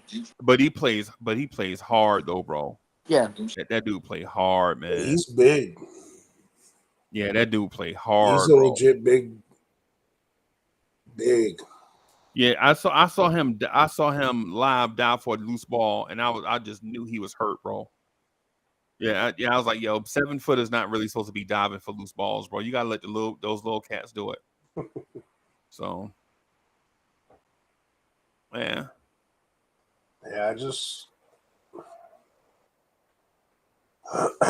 What's the odds if Deuce is the casualty, or if Rokas is the casualty, or if Kolek is the casualty in the trade, that the Knicks can get a big and a contributing guard in the same trade?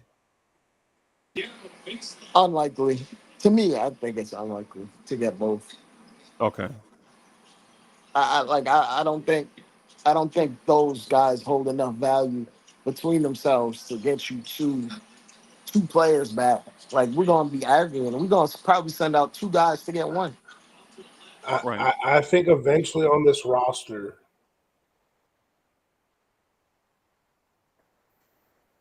only two out of these 3 guys are going to be with us. Not all 3 of them. Kolek, Rokas, and McBride. Okay.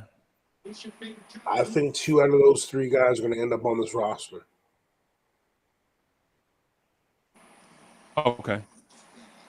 All 3 of them can't be Ooh, 37. Get back on defense. That man dunked and tried to walk to Reno, bro. It's a basketball game going on, bro. You gotta get back. But the reason why I asked is because if you get Walker Kessler, watch 37. Watch this, coach. Watch when he dunk. Watch this. Wham! Now watch this. He taking a. Why you going to Reno, bro? Get back on defense. dude had Carl Thomas playing in his ear. He was all emotional. But I think if you do the Charlotte trade, I could see a world where you get Nick Richards and Trey Mann. And not saying Trey Mann is the answer. That's not what I'm saying. But Trey Mann actually played NBA minutes.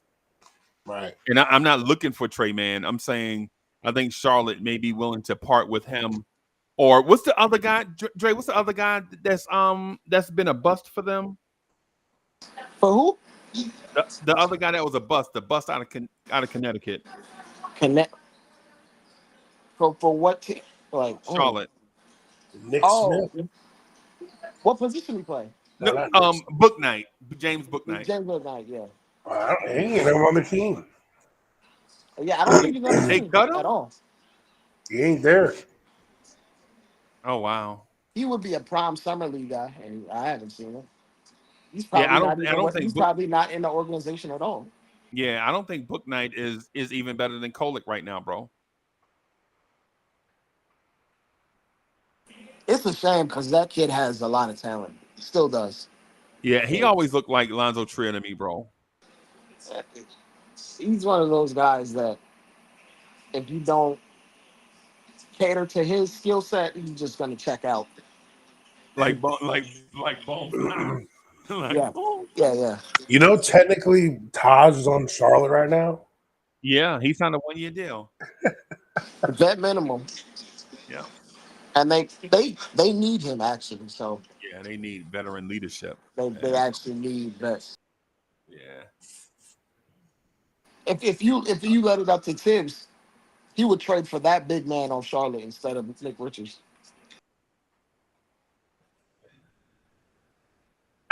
Yeah. So if the Knicks make a move, I don't know if it's likely, but I would definitely pursue it. If you make the move for a big from either team, then I'd at least see if I can add some type of contributing guard to upgrade the backcourt, some type of ball handler. Right. Like I know you're not gonna get Keontae George, that's out of the question. Right. You're not gonna get Sexton or Clarkson. They're too expensive. And you're not gonna get the young boy they just drafted because they wouldn't trade a first round. Why would you even do that? Right. But in Charlotte's case though, I can see where they could do Trey Mann and Nick Richards. You ready to go outside? And if we get Kessler and Richards, that's where I think we should need to get Precious too. Then You won't be able to do all. You got to use Precious in order to get them. Yeah.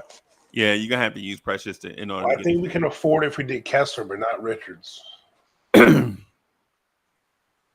I think I was listening to Dre and Fritz Alcindor, and based on what they've been telling me, Precious is going to get an overpay so that we can do a salary match for some of these guys. Got you. Yeah, and so Precious is not part of the long term. Yeah, he won't be part of the long term plan. If I had to guess.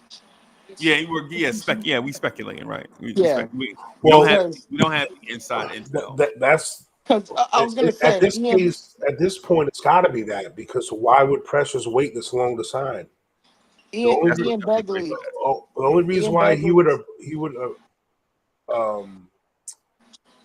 accept waiting for a sign and trade for the Knicks is because he's going to be getting overpaid. Yeah. Like, look at what KJ Martin's contract was. And he has done absolutely nothing in the league.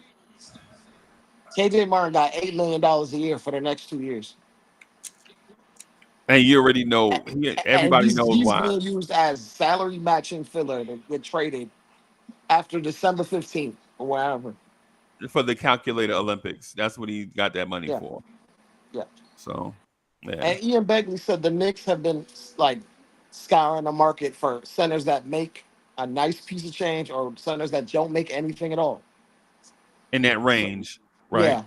So anything between $15 million to $3 million, they're scouring the trade market for a guy. Yeah. And the only way they can reach that salary is with the sign and trade because of the the nerd calculator Olympics that we've been doing.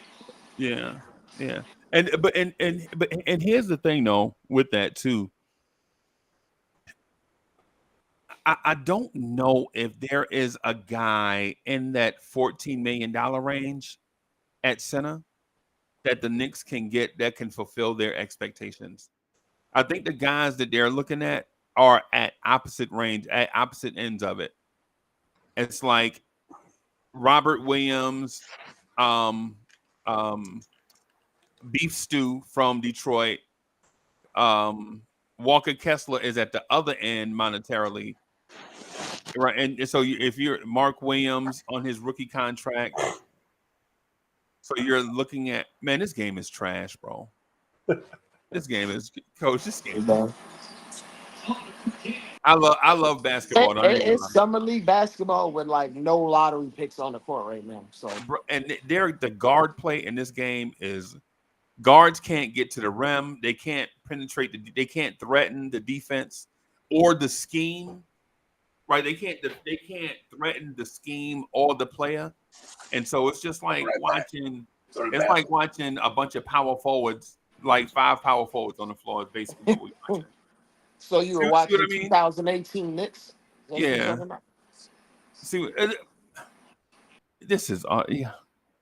We gonna beat the brakes off the Celtics when we see them, bro. If this is their summer league team, we gonna beat the brakes off them. But hey, y'all, my doggy looking at me, man. He want me to take him outside. Clearly, I'm gonna take him outside before the thunderstorm start. Thank you, everybody, for rocking, coming through, and hanging out with us, man. Guys, have a good one. I don't know if we're gonna rock to. It's always Wednesday night. I don't know if we're gonna rock tonight. Maybe, probably, maybe so. We'll see. But anyway, I'm gonna get out of here, man. Thank y'all for rocking. We're gonna definitely watch the next summer league game. Coach and me, Coach and Dre and AD and some others are gonna try to put together this football analysis show type thing. So just if y'all could just be patient with us as we figure out the details. Coach, are you in charge of that? So we'll say Coach is in charge of it, and I do the production stuff, and then Dre will do like the stat management, like the analytics stuff and all that stuff. Like I guess we'll all do the stuff that we good at doing. I'm with it. But anyway, thank y'all for rocking, y'all. Peace.